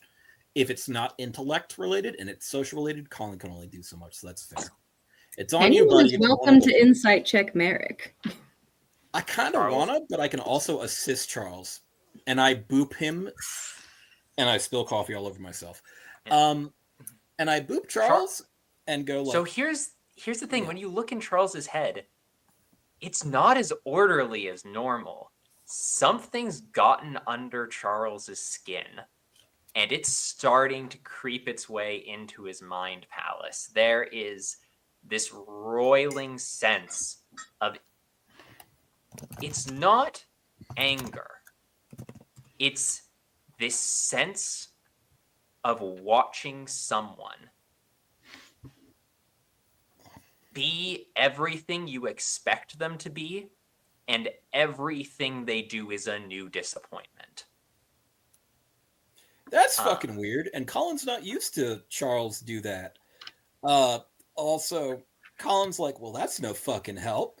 And then he goes, all right, I'll fucking do it my goddamn self then. Here goes.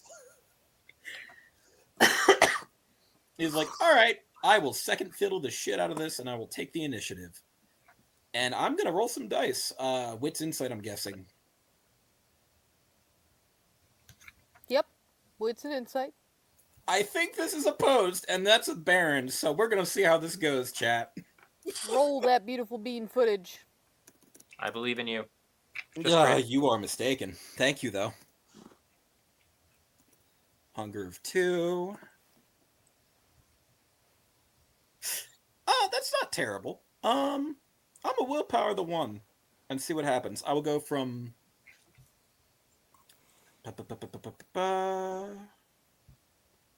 5 to 4. Same. So 5. Oh, that's a messy though. We'll see. It could fail. Could succeed though. What you got, Merrick? You planning on opposing? Yeah, he'd oppose. Like he would try to oppose It her. would be the You're a principle Baron. of the matter. A stranger's It's looking the at you. You've never principle met of the thing. What would you like for me to roll, ST? Let's go with either charisma and persuasion if he's not lying through his teeth, versus manipulation and subterfuge if he is. I guess to clarify whether he's lying or not, what exactly are we trying to insight? That will help me determine what I'm rolling. Like how he genuine is this? like how he is with Darlene. I'm trying to phrase this as Spymanx and Charles Pacifico as I can, so give me a second. Aww. I am I'm a trying verb to now. tell if this is motivated out of kindness and love towards Darlene, as opposed to something darker, something negative. Okay.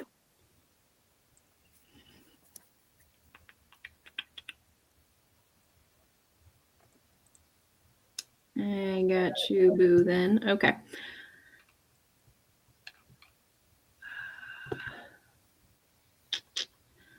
Would Merrick be allowed to blood surge, or would you prefer he not? Merrick may do whatever it is Marin would like. As he tends to. As he tends to. Pretty privilege. As is frickin' tradition. As is tradition. Okay.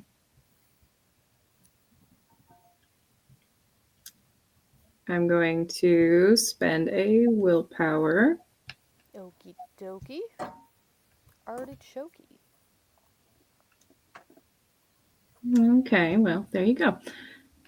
Is in my channel for you, ST, to figure out how this goes. Indeed. That's fair, Fennec. What you read off of this man with all of your worldly insight is not a goddamned thing. You can see what he's doing.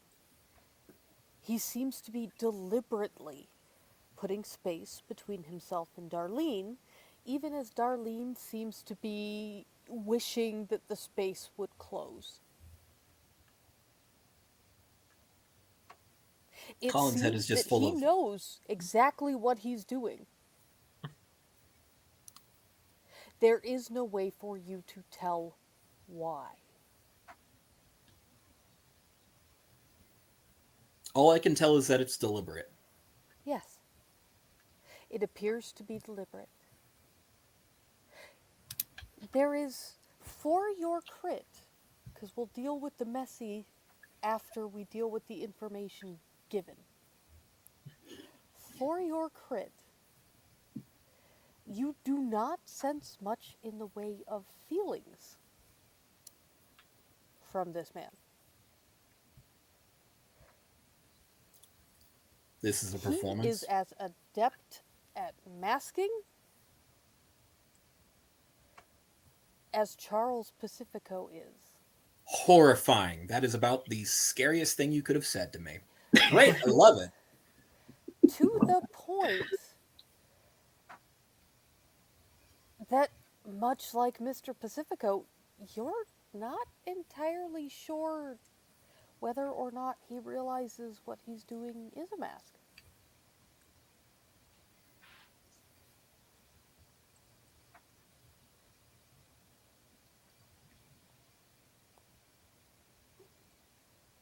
So to sum up, he is doing what he's doing.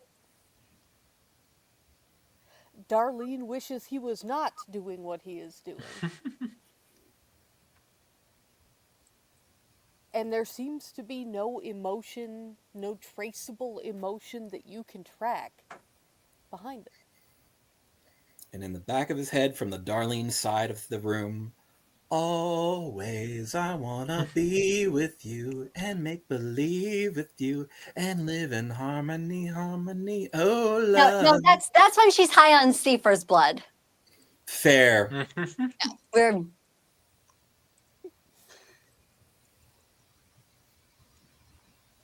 just wait. Just wait, Goblin. Just I'm wait. so thrilled. Just wait. You still need to hear me out on him. He's just a little guy. It's fine. I won't dial her after this. Like there's almost a desire to be able to feel things.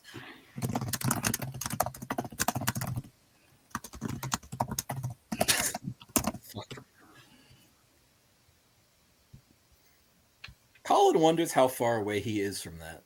A desire to feel things. It's muted, and that's a dark thought.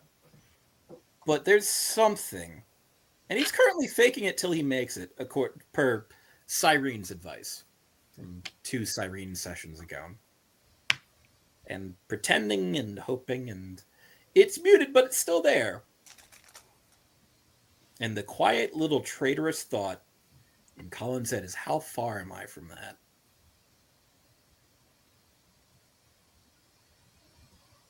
Concern. Disquiet.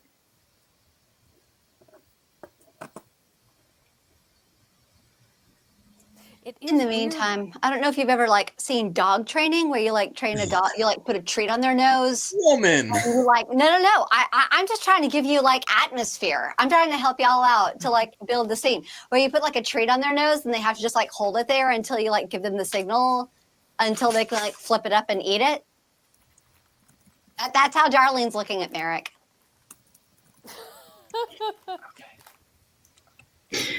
Oh heavens! She hasn't gotten the signal yet, and And she's just pining for it.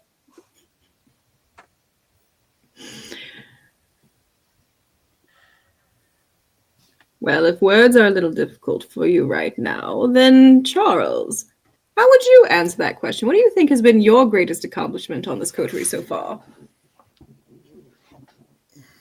The comb. The comb is the accomplishment.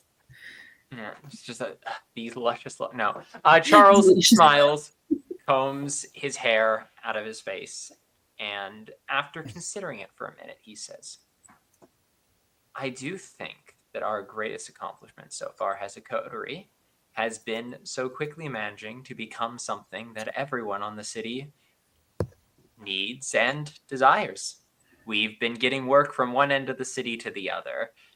We've received title and status in the tower despite our very brief stint of existence. To boil down our work into a single act feels reductive, quite frankly. Our meteoric rise speaks for itself."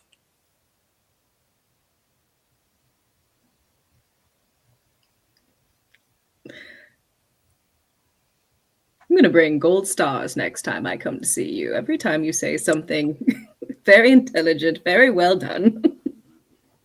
I'm currently leading the group in gold stars currently, so I'd welcome any more. Oh, fantastic. Do you have a star chart around? I'll start adding to them. Oh, not here. I like you. You're fun. Well, it is better to be feared than, or if one can be feared or loved, it is better to be loved. And I quite like being loved. It is a pleasant experience, isn't it? When one It is has. while it lasts. Colin, that just like an ice pick to the solar plexus, Yep. straight on through the back. Absolutely. No, Colin feels it and tanks it and just is like, I will feel this with you. He sends over to her mentally, I will feel this with you. And he just loops into that peace. Don't do that. Love is such a... Colin's never been in love. Colin has never felt that. When he was immortal, from what he remembers, he's never felt that. And it sucks. That's a deep hurt. I'm sure you understand the feeling. Loving and losing. Losing my wife was a deeply troubled time in my life, but, you know, sometimes things end and it's for the best of everyone.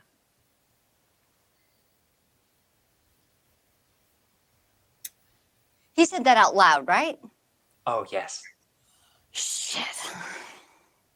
Merrick is looking Charles very directly in the eyes, and you will notice that his smile will change very slightly. His eyes don't shift, but the smile on his face will get a little too wide, a little too toothy.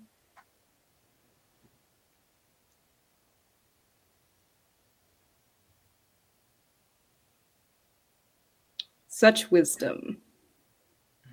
I'm glad that you were able to come out of your heartbreak with such clarity. Now, you have two Colin is choices. watching this carefully. You have two And building that choices. You can move on, or you can spend an eternity realizing you're never going to get back what you lost. And you can just let it eat inside of you. And, you know, for a while, masking helps. You'll think that you can win them back. You'll think that you can somehow make some gesture big or grand enough, but... STs and Darlene. Colin starts singing along in Darlene's head to try and keep the chorus going and keep her distracted. I mean, but she can hear what's going on. I will Not make if I'm loud enough. I will make a very important note.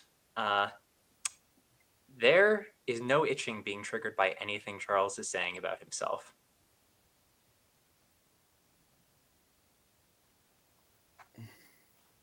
Sorry, Miss Lewis, I was lost in nostalgia for a moment. Did you say something? I didn't realize you'd been through all that. Well, it's easy to start speaking when you see a kindred spirit. Colin says into Darlene's head, "You have us. You are fine. You are safe. We No, trust you. stop hurting him. You have us. You are fine. You are safe." I don't feel like those are your only options, Charles. And I'm so sorry that you were not up for the challenge of getting back that which you cared most for. Pity. I'm sorry Charles is that a grief big still boy. clings to Colin your lets heart. him. But don't worry, you'll make your way to acceptance eventually. Are we all having this conversation?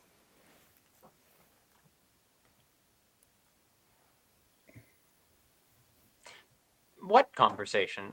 Darlene, you seem quite irate. Do you need us to step aside for a minute? Would you like to have a coterie discussion?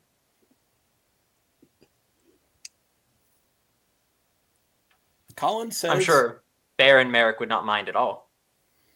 You know what? Actually, what you're talking about with acceptance and things. Turning to Darlene, what do you think about that?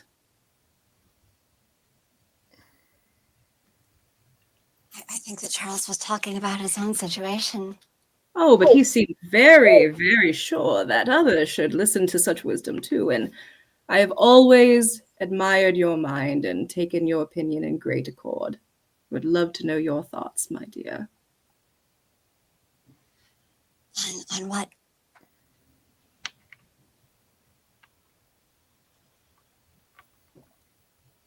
You're much smarter than that. I'd say that Charles definitely outclasses me as far as intelligence goes. But I'm not really in the habit of accepting anything. I think you know that.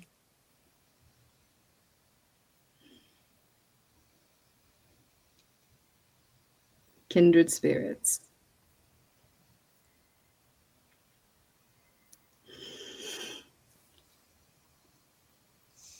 Perhaps I've overstayed my welcome. I don't think so. Seifer's going to step out of the corner. Mm-hmm. Mr. Fry, you would recognize this particular version. "What version?" Seifra is approximately 6'5". She has gone from fashion model to something almost akin to heroin chic. Mm. Her Colin? wide-set eyes are further set apart, and the features of her face look frankly insectile. Quickly beams 2 images to Charles. One of her with 2 swords on her back in fucking combat gear from another reality. And 2, one of her, similar to this again, over a Rowan who's not having a good one in a certain other Zamisi's house. And then he steps back and does, "Okay, children, we're backing up now," to Charles and Darlene to get out of her way. And Darlene, unfortunately, instinctively takes a step to put herself between Sifra and Merrick. Ooh. There's nothing. There's no problem here. There's no problem here. There's Charles? Do the job to the fullest. Colin is going to do the job to the fullest, and he's going to insist. Charles is going to try and stop Colin, actually. Charles is going to put a hand out to Colin, and in his head he goes, "We have to respect the autonomy of our coterie mates. Darlene Lewis is capable of making her own decisions. All we're here to do is save her from the choices she makes, not prevent her from making them." I am sworn to keep you both safe. That is a contract. Baron, Indeed. my mentor tells me you are quite the creator.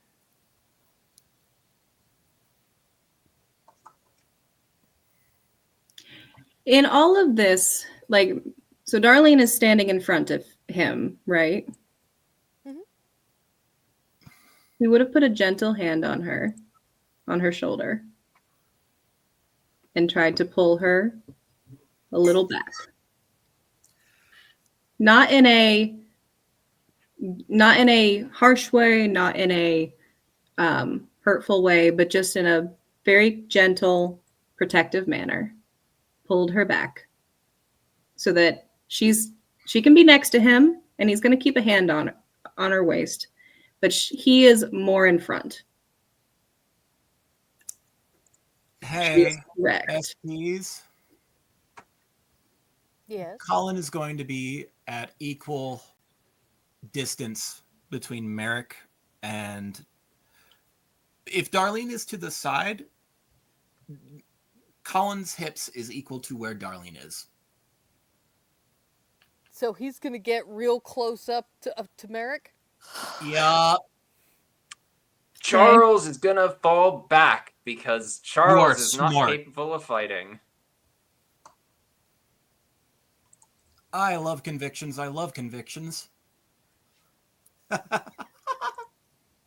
Seafra, are you okay? I'm Colin fine. just starts smiling and he has There's wide nothing. eyes. There's no trouble. There's no problem. There's no problem here. Colin's so scared. And he's smiling. Mrs. Sexton simply said that the Baron had an eye for the unusual. Oh, okay. Oh, okay. You oh, okay. All right. Everything's fine, right? Everything's fine. Everything's fine. Oh, okay. Okay. Well, and you are exquisite. Did he see her before She would this? have been just kind of standing in the corner, looking Okay. slightly less buggy. Okay. You were, of course, exquisite before, but this is quite marvelous. Just wanting to show off for me. Everyone seems to think that this usually means something a little bit more worrisome. Oh, well, I do find it is occasionally Hmm. more beneficial to fight in a form to which I have become accustomed. Fight? So, of Who said course, anything? they would see this and worry a tad about my intentions. Ah.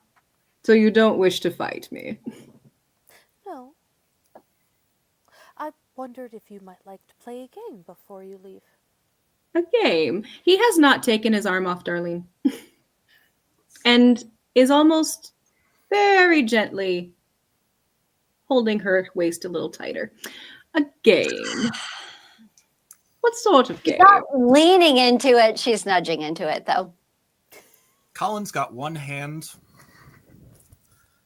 on the hem of his shirt, and the other is resting next to it.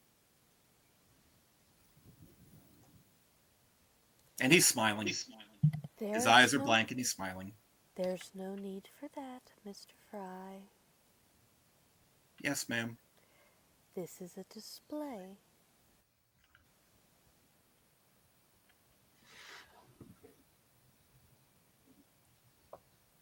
And she's just going to walk over and hand Merrick a few throwing knives. 5 or 6. Just pulled from various pieces of her attire. These throwing knives are shaped like butterflies. Pretty. These are beautiful. Yes, well, I'm sure you have had cause to admire Mrs. Sexton's art before. Absolutely, I have. I have a piece of hers myself. And while Sifra is explaining this, Rowan is hopefully kind of glancing around, indicating that you all have time for a bit of a conversation since Sifra is being the distraction. Yes, Rowan is putting his Putinesca skills to work, making prolonged eye contact Prolonged at eye both the contact. men, like I know you can hear my thoughts, boy. Meow, meow, meow, meow, meow, meow, meow, meow. And Colin looks back at Rowan is, I can't leave her. It's not who I am. you don't have to leave. All right, Just fuck talk. it. You Who wants dummy. another rouse check? You know what? Colin takes the hand from the hem of his jacket and takes a pull of his food. Estes, I think I go from 2 to 1 or 1 to 0. I'm gonna double check, and then I'm gonna roll something. You do not go to 0 unless you kill something yourself, friend. You are very correct. So I'm gonna double check what that is. I go from hunger 2 to hunger 1, and I go from 1 to 0, 3 scoops of soup. Soup. And now I roll a rouse. Is what's his name? Hey, it's a 10. I'm still at 1. I did not see that coming given my current rolls. Is Rowan resisting? No. He's hooked up. He's now inside the fry net, the relay. The second he feels Colin kind of sink in, it is, I know you can hear my thoughts, boy. Now is your chance to have a private conversation with the rest of your coterie. And we are going to go ahead and do a pause because we have been going at it for a little more than 2.5 hours, which means it's time for our 10-minute break. So we shall return in 10 minutes.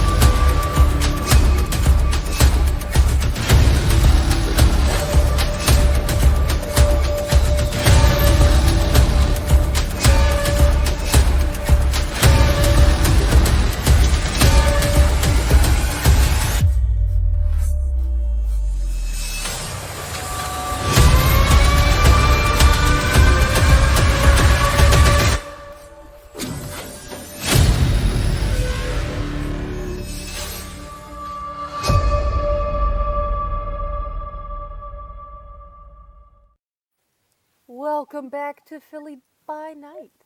And for the neurodivergent among us, or those who have just joined the stream, we have had a very interesting conversation between a Baron and our Meals on Wheels coterie. And currently, the Shadow is being a bit of a distraction, explaining to Merrick that she can help him fly so that he can better his aim, thus providing a distraction so our Meals on Wheels coterie can have a chat in their nuggets The noggin speak goes. with the weird triangle and a banjo for It's some a square reason. currently because Rowan is involved, although it's a relay. But so it's really more like 4 points. Anyways, Colin says to Charles, "Help! I'm trying and failing. Darlene's not here, and you're angry, and I get that. Fuck! I'm not good at this," he says, and the brain speaks.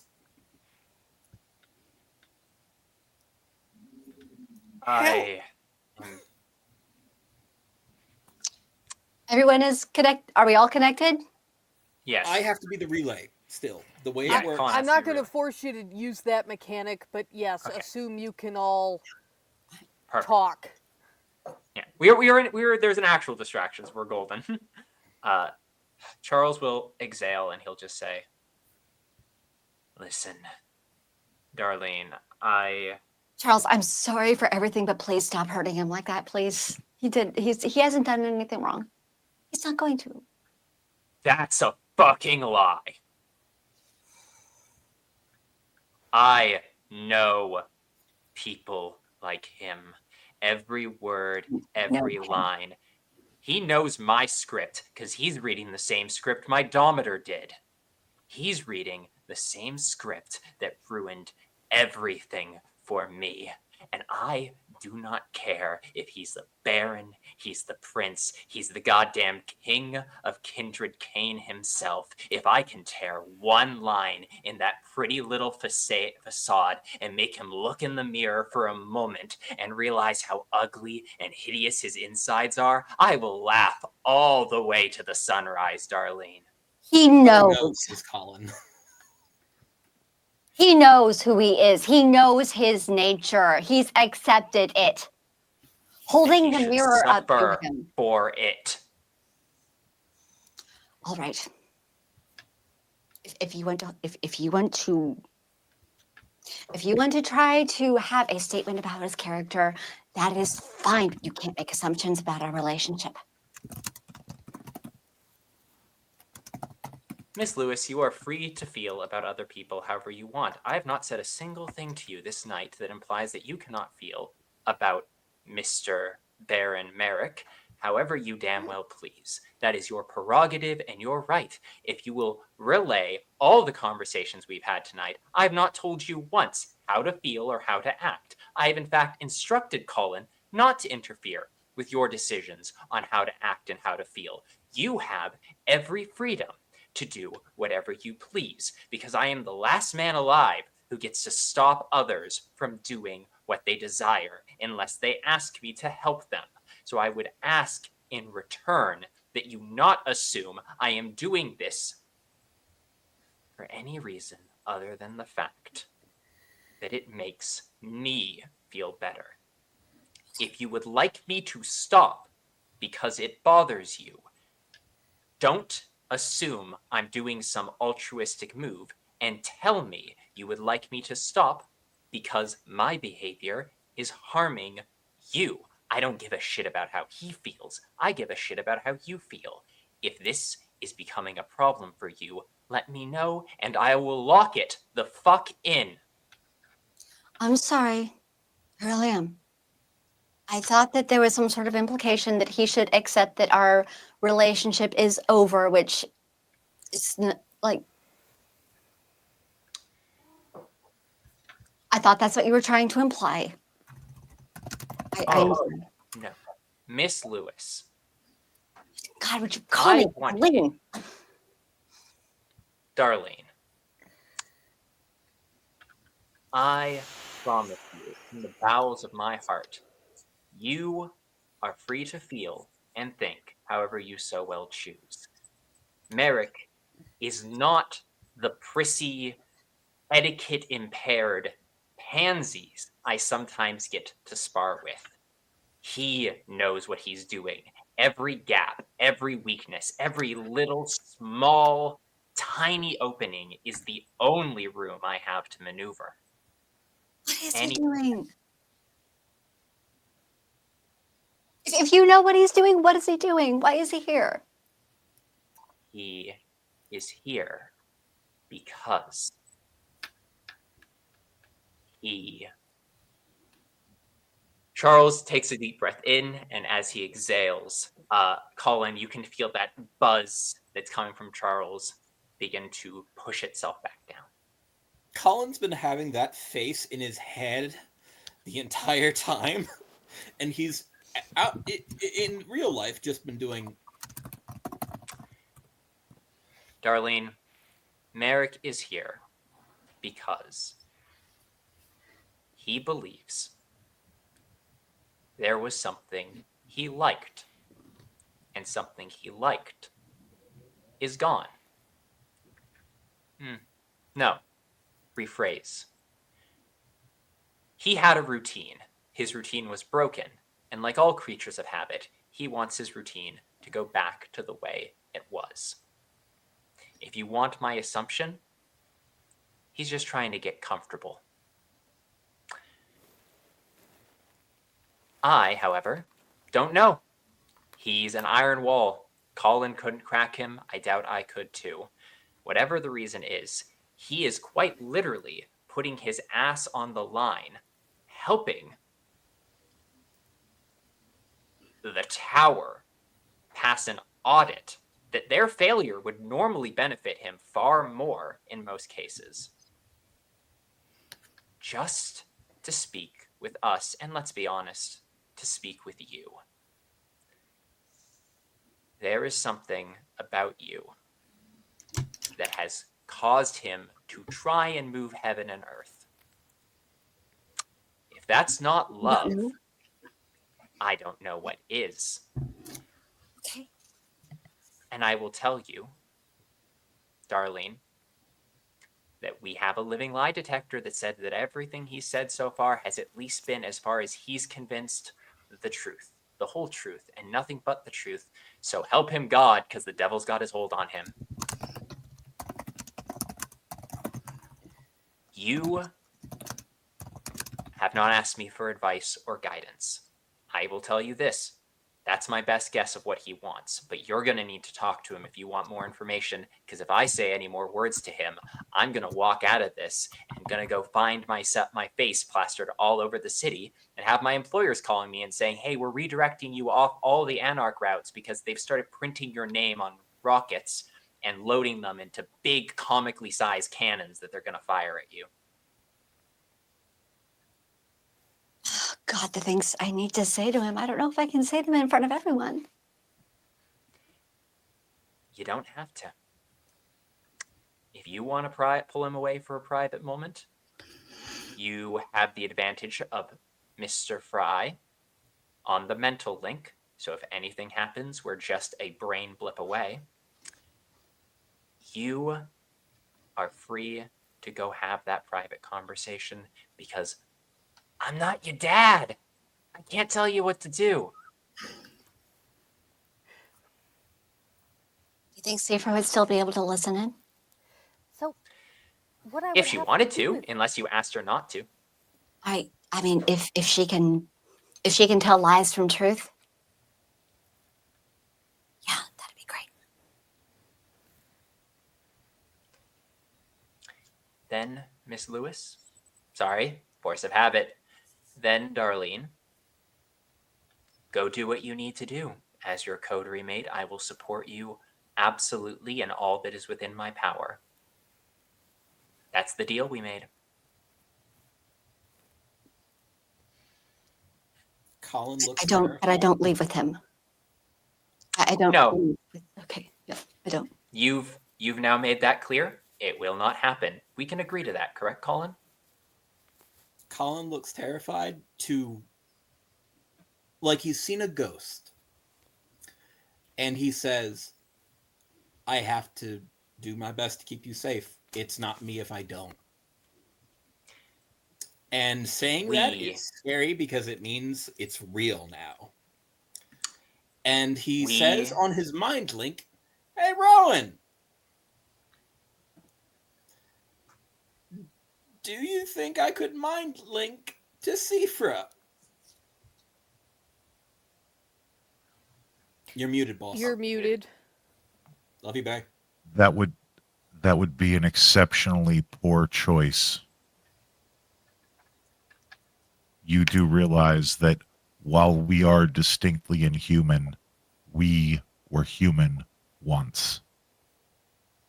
Seafra does not suffer from such conditions. Is her hearing really good? Mine is. I don't know. Well, I'll do the best. He looks to Darlene and just does with his eyes. Remember, Miss Sexton told us the most important piece of information earlier. Battles are not always fought with swords and bullets. We have exceptional leverage and exceptional allies. If things don't go the way we'd like them to, we do not have to resort to violence. We always have options. So, Darlene, go do what you need to do. Meals on Wheels are together until the end. We all in agreement?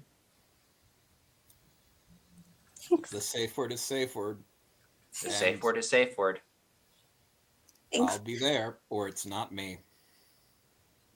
I love says you with guys. all Thank his you. true charisma. We are, if nothing else in this damned city, we have each other. If we can rely on each other, we have 300% more than most people in the city will ever have. Remember, our bond must always come first. Good luck. We're counting on you. We're here for you. Oh my god, what is she doing to him? Well, yeah, I know I look a little spindly, but I can actually lift you fairly easily. I'd be quite impressed to see that.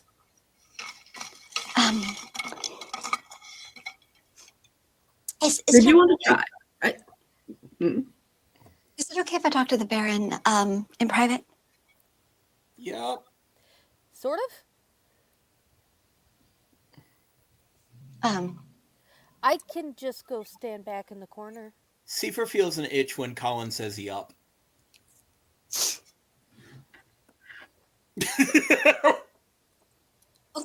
Okay. Well, whatever's plausible would be great.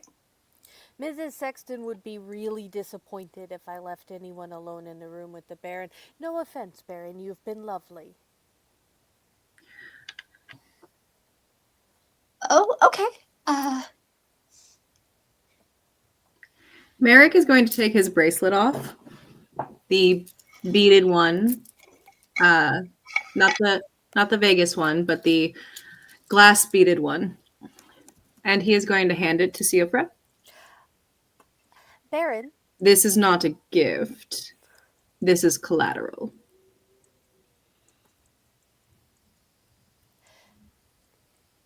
Might I please have a moment alone with her? I will stay really far in the corner. Okay. I can even offer you a closed curtain.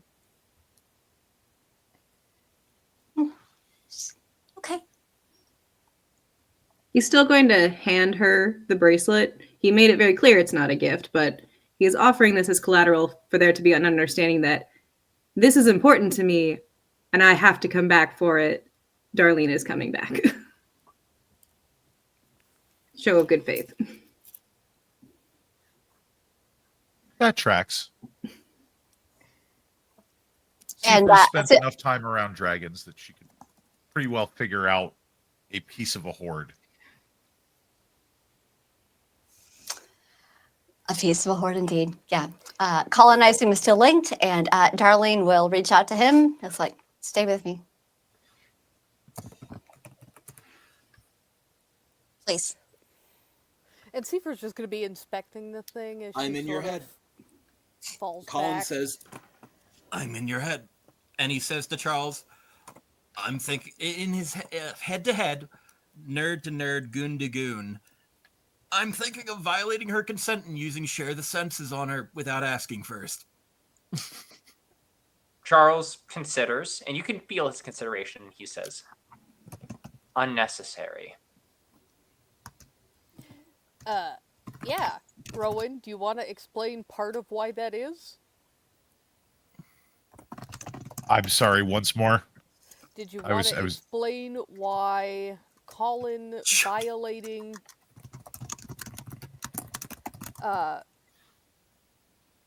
consent would not be required in this instance? To not share the senses. I mean, part of your coterie oath was to protect and defend city and your coterie. So And their honor. Yeah. And Merrick just made a deal with the Fae. With one occult and a specialty in Seafra, do I vibe with that?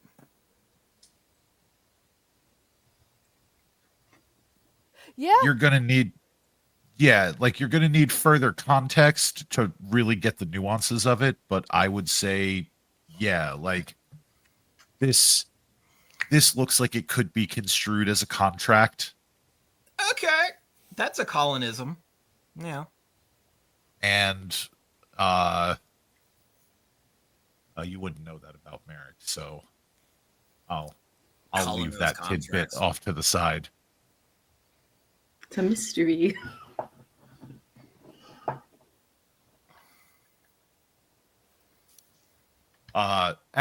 Abby knows, because we both know about Merrick's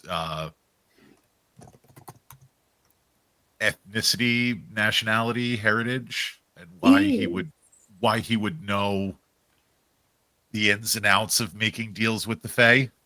Yes, he would. That's why he had very specific wording going on. Yup. Not a gift. Right. Like, he was very clear about it not being a gift.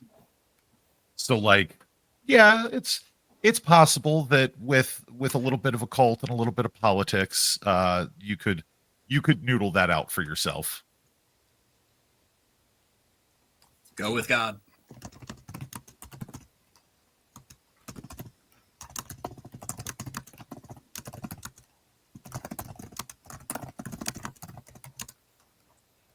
I'm sorry. You deserved better.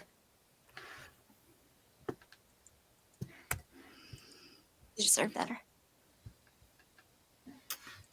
So just to make sure Abby understands, are we like off in behind like any kind of curtain thing, or are we just Like, you have Mhm. both been sort of left the room. okay? Okay. But you can still very clearly see Seifer's feet underneath a white cloth curtain. How is Darlene standing near him right now? Face to face. He is going to be looking very softly at her. And if she allows it, put a Probably hand. will. I figured, but consent is sexy. Yes. Put a hand on her face and simply say, "You were my better."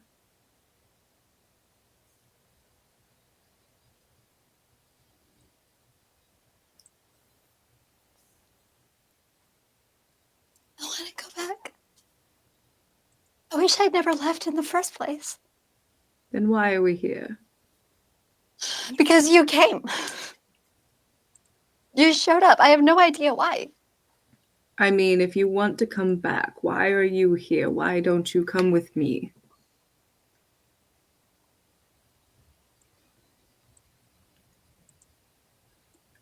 There was always a home for you. No.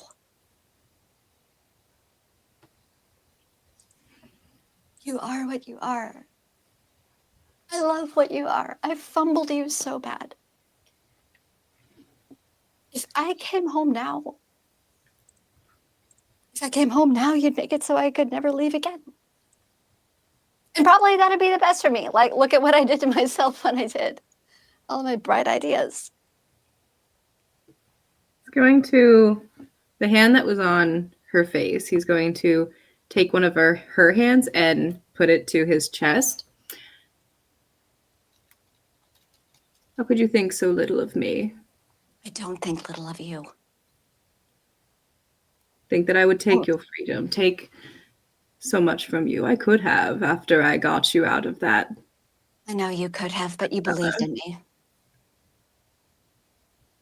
And yet I'm still here. I know. You were. I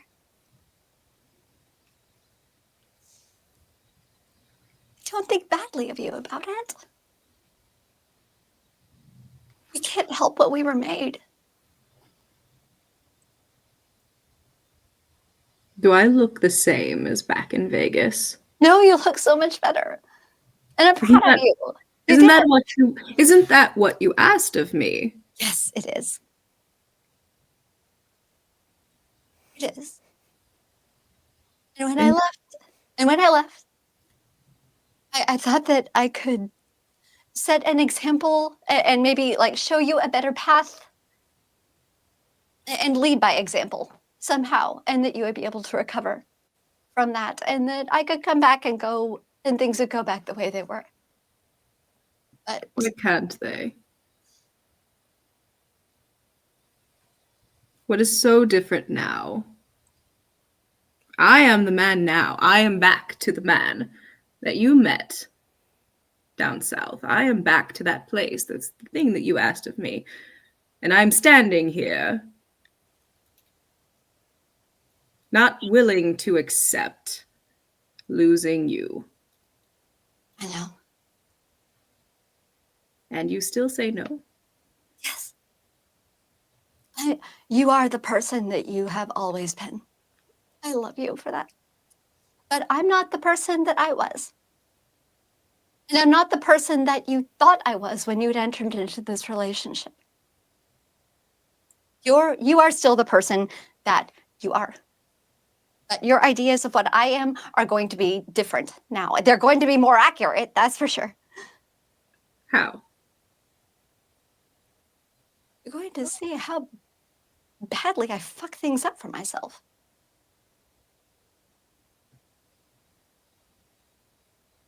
And honestly, I really do feel like on some level that I'd be better off if I came back and let you take the reins. But I'm not sure. And I'm not sure I could live. Did I ask you to let me take the reins? Is that what you're hearing from me right now? So if I came back, there would be no blood bonds, no coercion, no compulsion, no gifts of Cain. Just me existing, free range, able to come and go as I please, with no interference from you except for words of encouragement.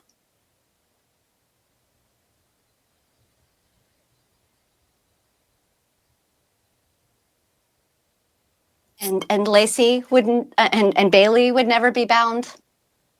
And you'd never embrace Lacey. She'd be able to continue to grow and live as a kind. And we could watch her grow up, grow old, die of old age, and be okay with it. We could do that. That's the life you could agree to.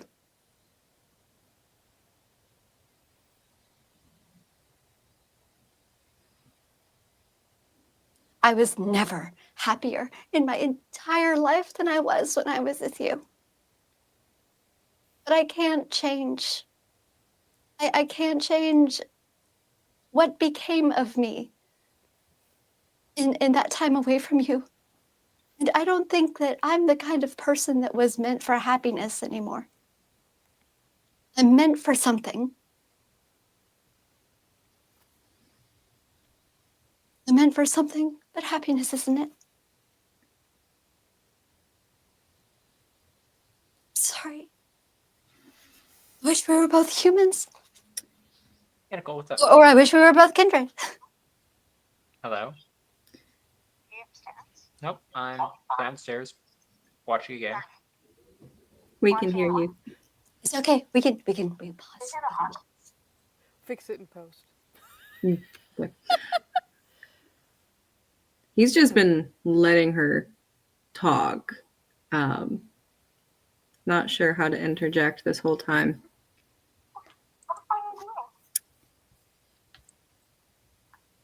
You keep saying Apologies. how. Oh, you're good. You're fine. You're fine. You keep saying how happy you were with me, how good it was, but that you're not meant for happiness. And yet here I am trying to extend my hand so that we could have that back. I want you to be who you are. Who you are is what I love. I'm But I Eric. I am.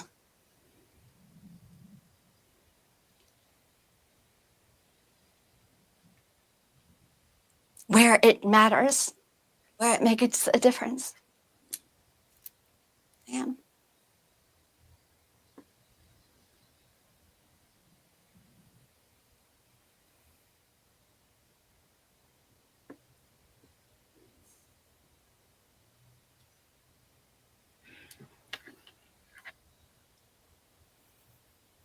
Darlene, one thing that has remained true for as long as I have known you is that you will get in your own way at every turn.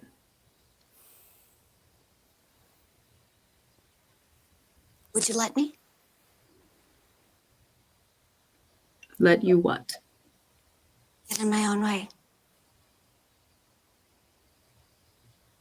Are you asking Would me? I have the freedom to Tell me badly as I could? what you want from me right now.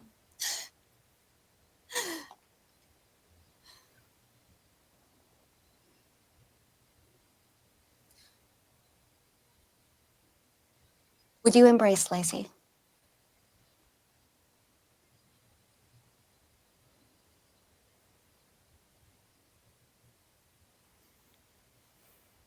I should have grew up to full adulthood, to full potential. I've never been interested in embracing anyone, you know that. I've actively avoided it.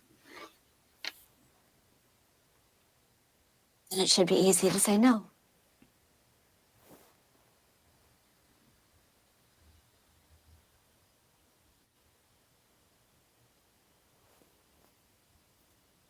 I would not want a child, so no, I would not want Lacey. Kindred child.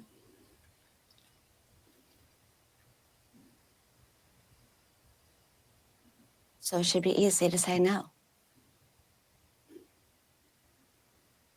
No.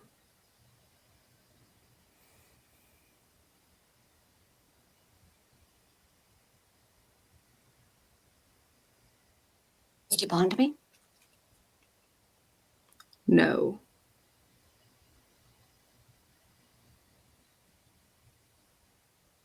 Would you invoke any of the gifts of Cain? No. Exert your will over my own. No.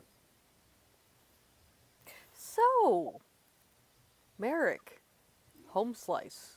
Yeah? We do have an inhuman lie detector in the next room. The itchy one? Yeah. Oh, she's itching real bad. Every single time he's answered, she's itched. So like I don't know Colin that. has Darlene doesn't know that. Okay. Colin has got to be, or Rowan, somebody The is only watching time Shifra, right? Rowan's giving the other Where two the kind fuck of is my a mute play button? by play. Colin is screaming "God damn it, no" to Charles when he. Colin is everything, and he's like, "What do I tell Darlene?" Charles, you're muted. You gotta help me, brother. You're part of this trio of fuckery. I thought. Sorry. Did Merrick have a correction to that? Because I noticed you were going to. Merrick's lying his ass off, and Rowan's telling him his girl is saying, "Nah, chief." Merrick is lying. Charles considers it. Merrick is Charles understands the seriousness of the situation, so he keeps the "and water is wet" inside his own mind. He does not broadcast that. Fuck you. Fuck you. In other news, fork found in kitchen. I'll stab you both. I'll lose. Oh, God man. damn it. Like the "I love Charles- you" was not a lie, but almost Yeah. everything else was. The things Yeah, that Charles- If you don't say anything, Colin's gonna say it to her and just take the consequences and take the initiative, Yeah, and no. it's gonna hurt. Sorry, there was an interjection there. Merrick? to explain what Siofra was responding to. Mhm. She did not itch when he said "I love you." She did not itch when he was saying that he wanted her back. She itched when Merrick said no to wanting to embrace Lacey one day, to not using dominate disciplines on Darlene or other kindred powers to keep her with him. To move a nerve impulse from your brain to your mouth is measured in microseconds. It takes 2 whole seconds for Colin to tell the truth to Darlene in her head. Yep. Charles He'd will embrace her. advise. Charles will advise you basically as soon as that information is communicated to him. His silence is saying that it needs to come from you because Darlene knows that Charles has a way with words. It has to come from Colin. Colin does it. Colin tells her he would embrace Lacey. He does miss her, and that's the truth. And he does love her to his mind, and that's the truth. He would bond her. He would use the gifts of Cain, and it's Colin telling her. And he's got to do it. He has to. He can't not. And Darlene knows the truth.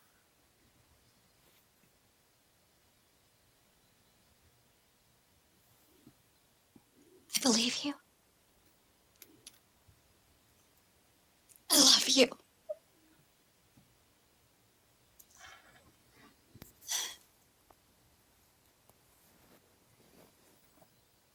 But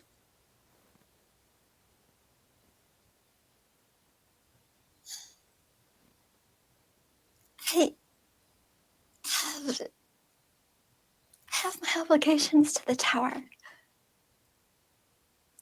And I know that I know that you have.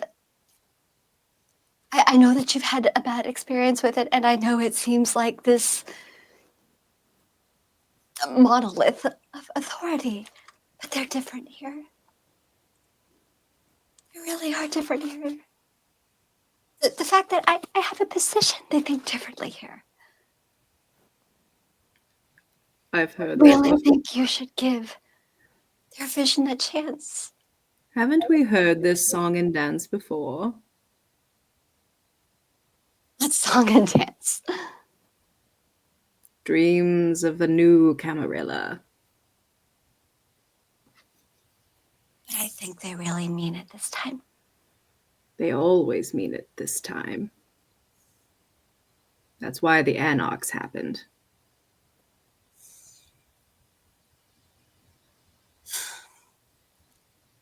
A new Camarilla is simply what the Anox are trying to to uphold themselves. So if you're going to be one anyway over here, why not be one with me? Why would there have to be a separation in the first place? You're doing really good work here. What work? Causing a war? They're not causing a war. They already did. Phoenix. I watched. Phoenix, look how well it worked out for Shay. It's working out great here. It's a system. It's creating a sustainable blood supply. But without, and I know you know me, I'm a bleeding heart. But He's going to put a finger on his lips.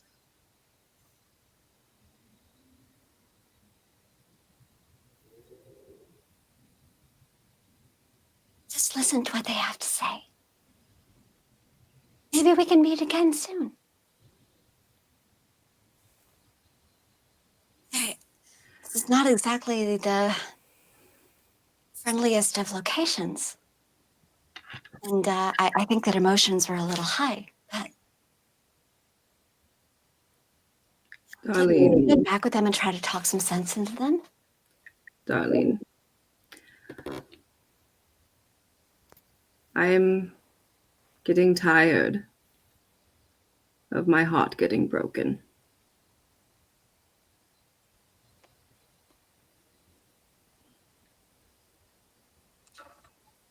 But I would let it break 1,000 times for you. I don't want to do that to you. And yet here we are again. Why'd you sect politics have to interfere with our relationship in the first place? Merrick is going to just walk. He's going to get close to her. Put his arms, put one arm around her waist and one on the side of her face. She leans into him completely. And is going to kiss her. And she's going to kiss him back like it's a Disney movie. He'll pull away, stroke the side of her face. He is going to take out a card from his pocket and hand it to her. It's a phone number she doesn't recognize. It's not his old phone number.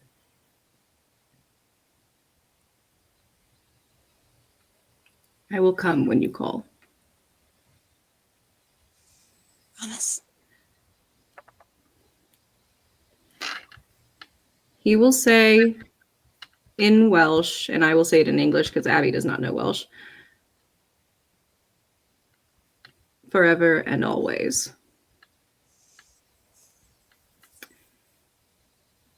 If your coterie needs anything to help with its goings on, I might be able to help pool supplies for you. If there's anything that you need, don't hesitate to contact us. I tried coming here for the thing I need and was unsuccessful. Have a good night. And he's going to start walking away towards where the curtain is so that he can go back to Sifra and get his bracelet back.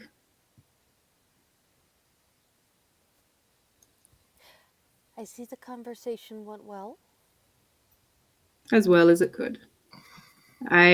Looking to Charles and Colin, I appreciate your hospitality, your time.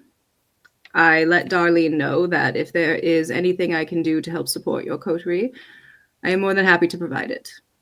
It's not for negotiation purposes. I am not asking for anything in return.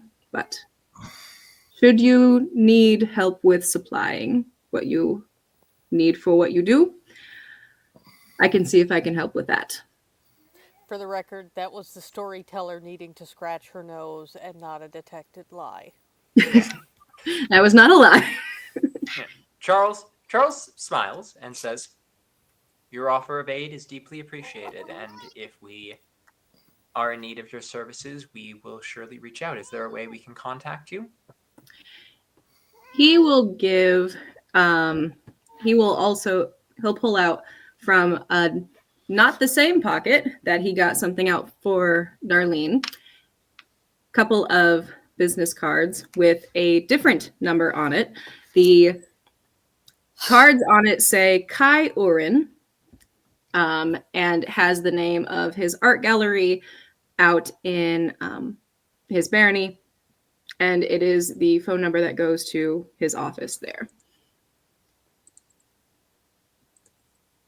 Charles reads it over, smiles, takes out what appears to be just a business card holder, and just slides it in. He's got quite a few in there. And each one appears to be meticulously sorted. It's not like he just tosses it in there. He like scans through it, puts it under K for Kai, closes it, tucks it back away, and says, "It's been a pleasure meeting you. Always nice to trade philosophy. Have a lovely rest of your evening, Baron Merrick." Thank you both. Let's do it again sometime. I'm always up for a challenge. And he will wait until Siofra hands him his bracelet. And Sifra will hand him his bracelet and a small little, like, tubule filled with something purple. Colin smiled, nodded, and took the business card wordlessly. What is this? Mrs. Sexton said that sometimes the work you do causes pain. This is, how did she say it? Condition friendly, and it's a mild hallucinogenic that can help with pain. Fascinating. Thank you.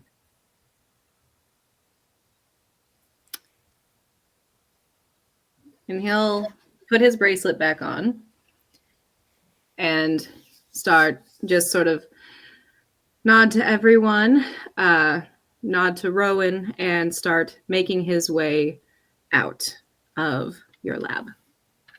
Get in his car and head back to his barony. The Baron departs.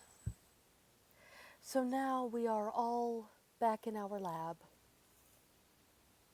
Once more.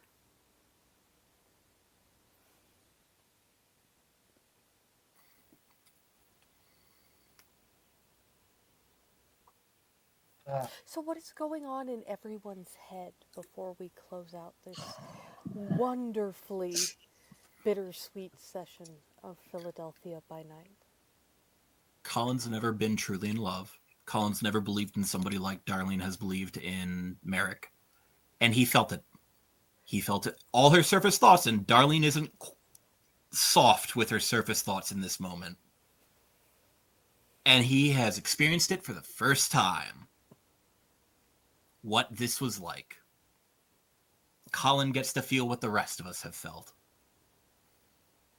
And that's where he's at. It ain't always like this, Colin. Love it's good. It can be. Even when things go really badly. If you never get over it, but you build a shrine to it. You visit it every now and again, and you mourn what you lose.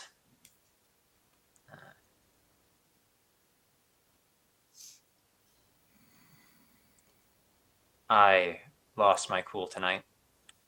I will endeavor to make sure that doesn't happen again.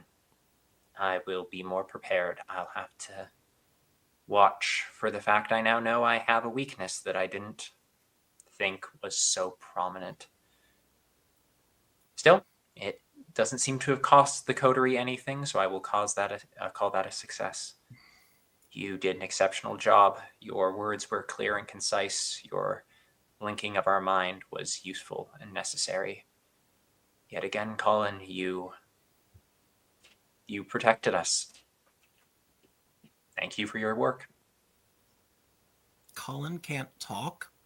He blips over two feelings, one of desolation and loneliness, and then he blips over when you say you protected us, the slightest amount of cold comfort, because Charles did know to target that. And he gets rewarded for that because he could read that's what a thing Colin believes in with contracts. But Charles, that loneliness is like standing in an empty forest of snow and dead trees.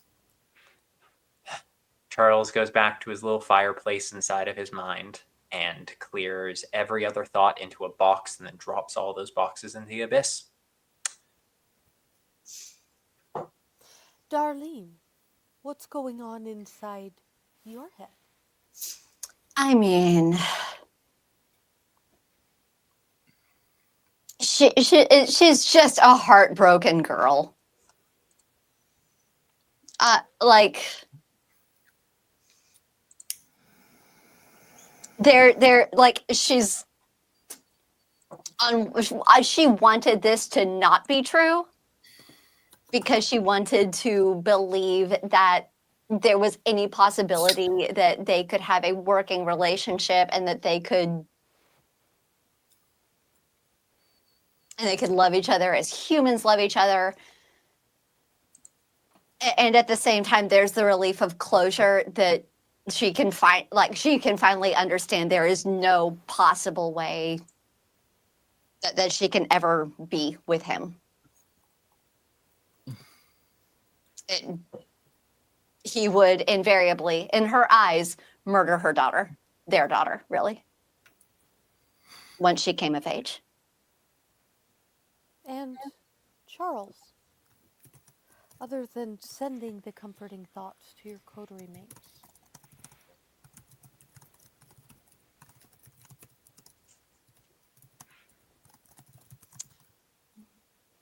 what is going on inside?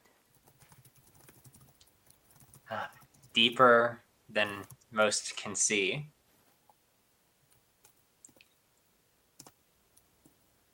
Charles is still a little ghoul driving down the highway, his dometer in the passenger seat, laughing.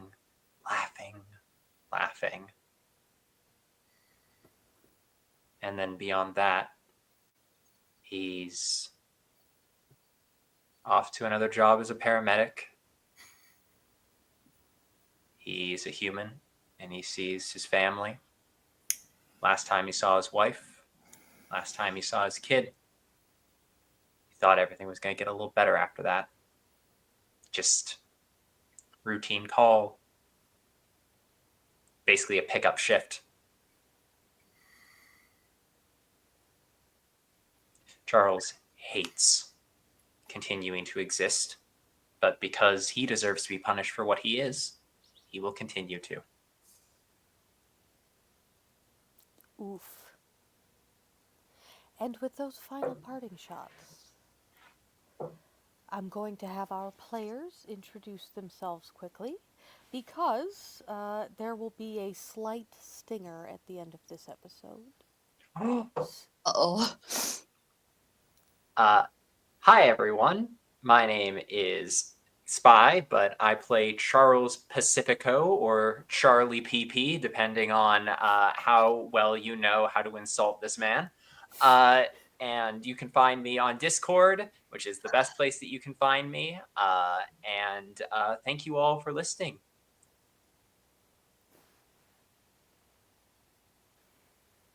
Colin? Hello, everybody.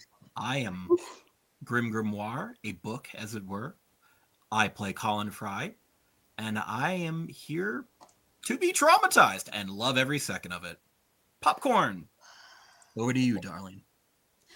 My name's Amanda. I'm Worst Vampire Darlene on most social media platforms, and I'm just like tremendously happy to be a part of this game, and this has been great.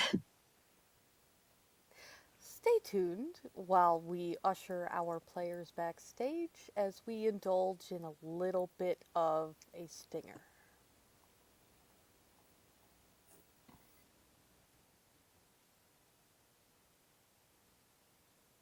When Rowan returns, Alicia's office is, well, it has been brouhaha. Things are in shambles. Punching dummies have been completely ripped to pieces. Even the walls have suffered some damage.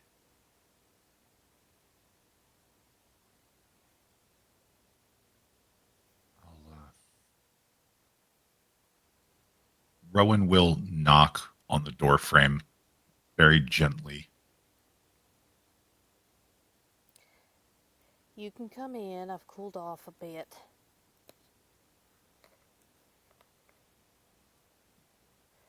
Bless his heart, doesn't help that he's right.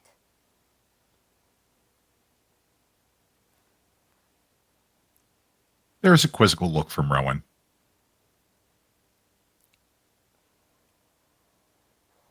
Our social butterfly had some cutting points to make. And I imagine you are here to do more of the same.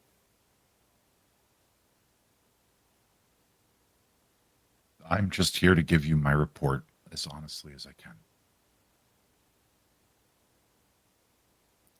The Baron is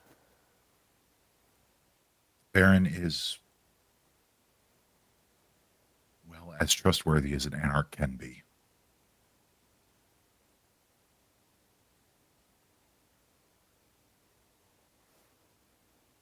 But he did hold up his end. A deal is a deal. Much as I don't care for it, I'm not the one calling the shots.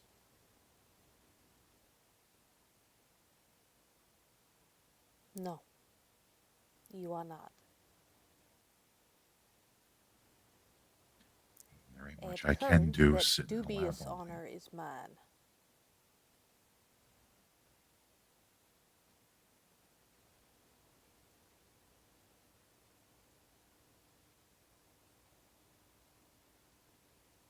We should be out there with him. I know.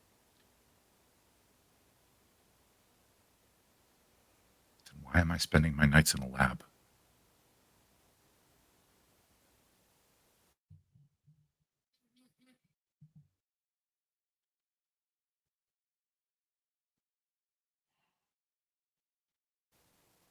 You remember. Burp, burp. There you are. You remember the war, don't you, kid? Better than most. Do you recall what I spent my time doing? Cloistered in the lab.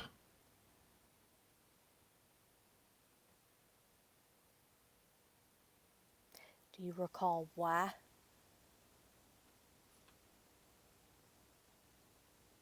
Because His Grace felt you were too important to the cause to risk in the field. Because an army don't march without a full stomach.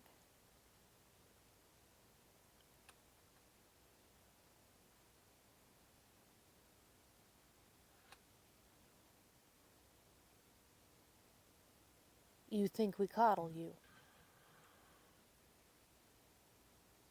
Goddamn right I do. You're not ready yet. I'm not ready yet. I fought his stupid fucking war for him. My understanding is that you've got a couple of projects you're working on. Justice and mercy, if I hear correctly.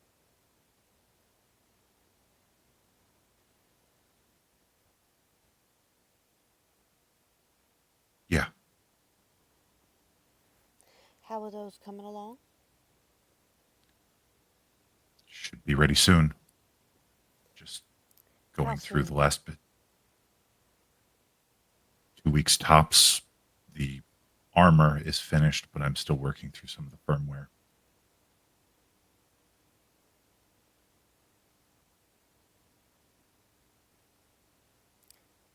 That is your first priority.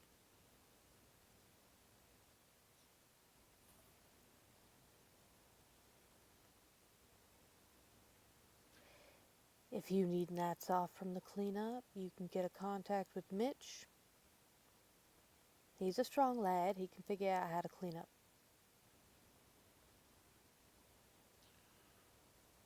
We still have Sheriff Sorokin's retainer on staff as well.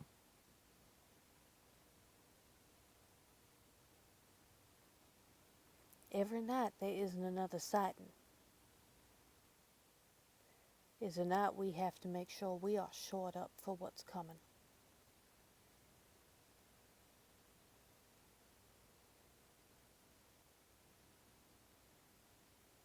As you wish, Your Grace. That And is he- enough of that.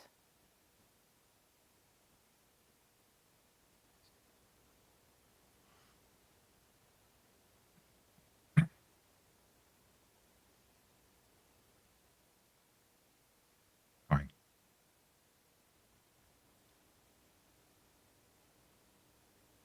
I'll get back to the lab and get working on it. This is not a fucking order. But you aren't going to keep Seaford locked up in a closet while you run off and do your daring do. So do your damn due diligence and make sure you're both protected. Okay. And he jams his fists in his pockets.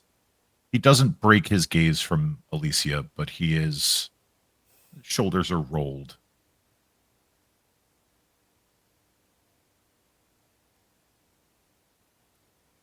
We'll make sure the city stays safe.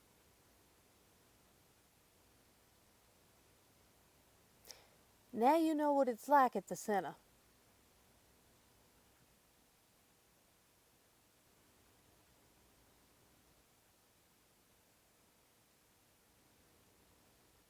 The sacrifices we have to make.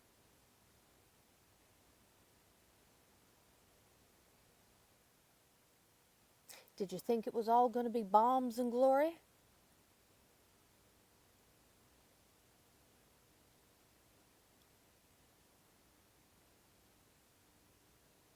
I just didn't think it would be so suffocating.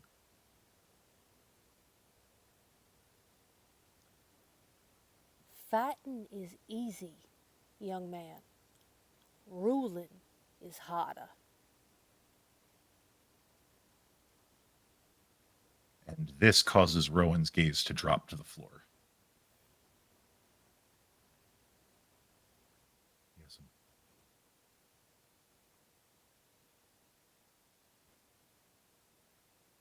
Thank you for your assistance. I would like follow-on reports about the status of Projects Mercy and Justice. I would also like to know what your testing schedule will be. Because I imagine, considering everybody's got, considering the added attachments to Ms. Shees, that it will require some testing to make sure she can get her wings out. We should be ready for a field test in a week's time at most. I'll make sure I Good. work double time on her firmware first. That's good to hear.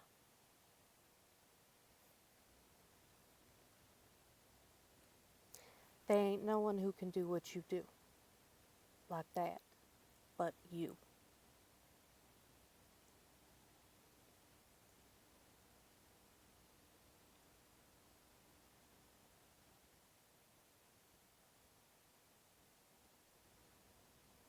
And he nods at that. Is there anything else you need?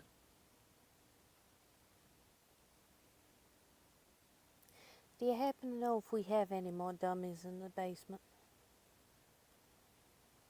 He nods. Penny stocked us up before she left.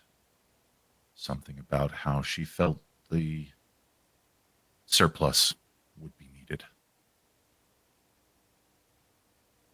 Can you try to, like, shake 'em a little bit? Make sure there ain't no glitter up there. Yeah.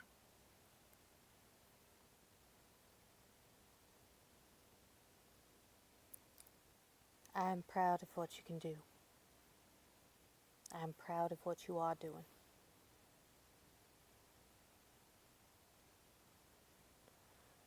Ours is not the way of glorious battle. I will leave that to my brethren and sistren in the movement. Ours is the way of surviving, and that is very rarely pretty.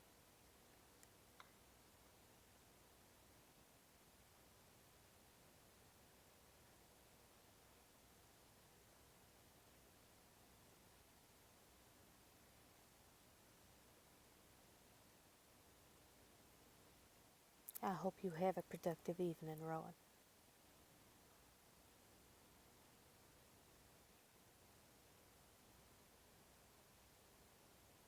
Rowan will nod.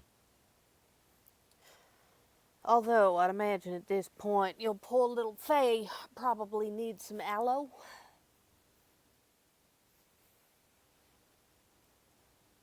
Most likely. I'm going to tend to her and then spend the rest of the night in the lab. After all, I have work to do for the good of the city.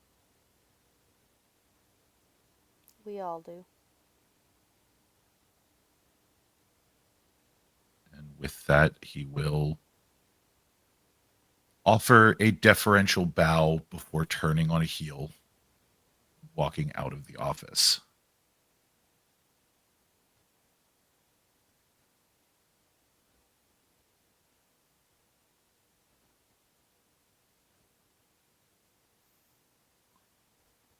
And with Thank that, you for watching yet another episode of Philly by Night.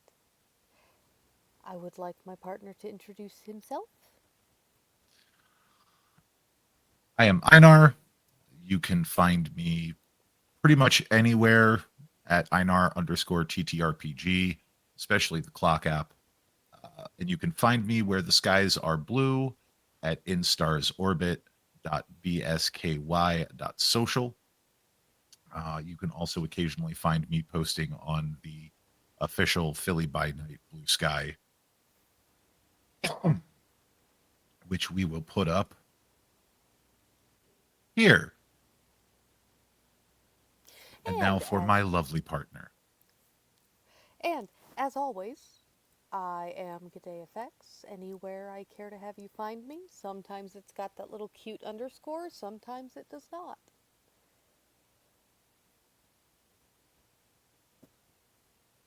And remember, just because we play monsters doesn't mean you can't be the light in somebody else's sky. Good evening.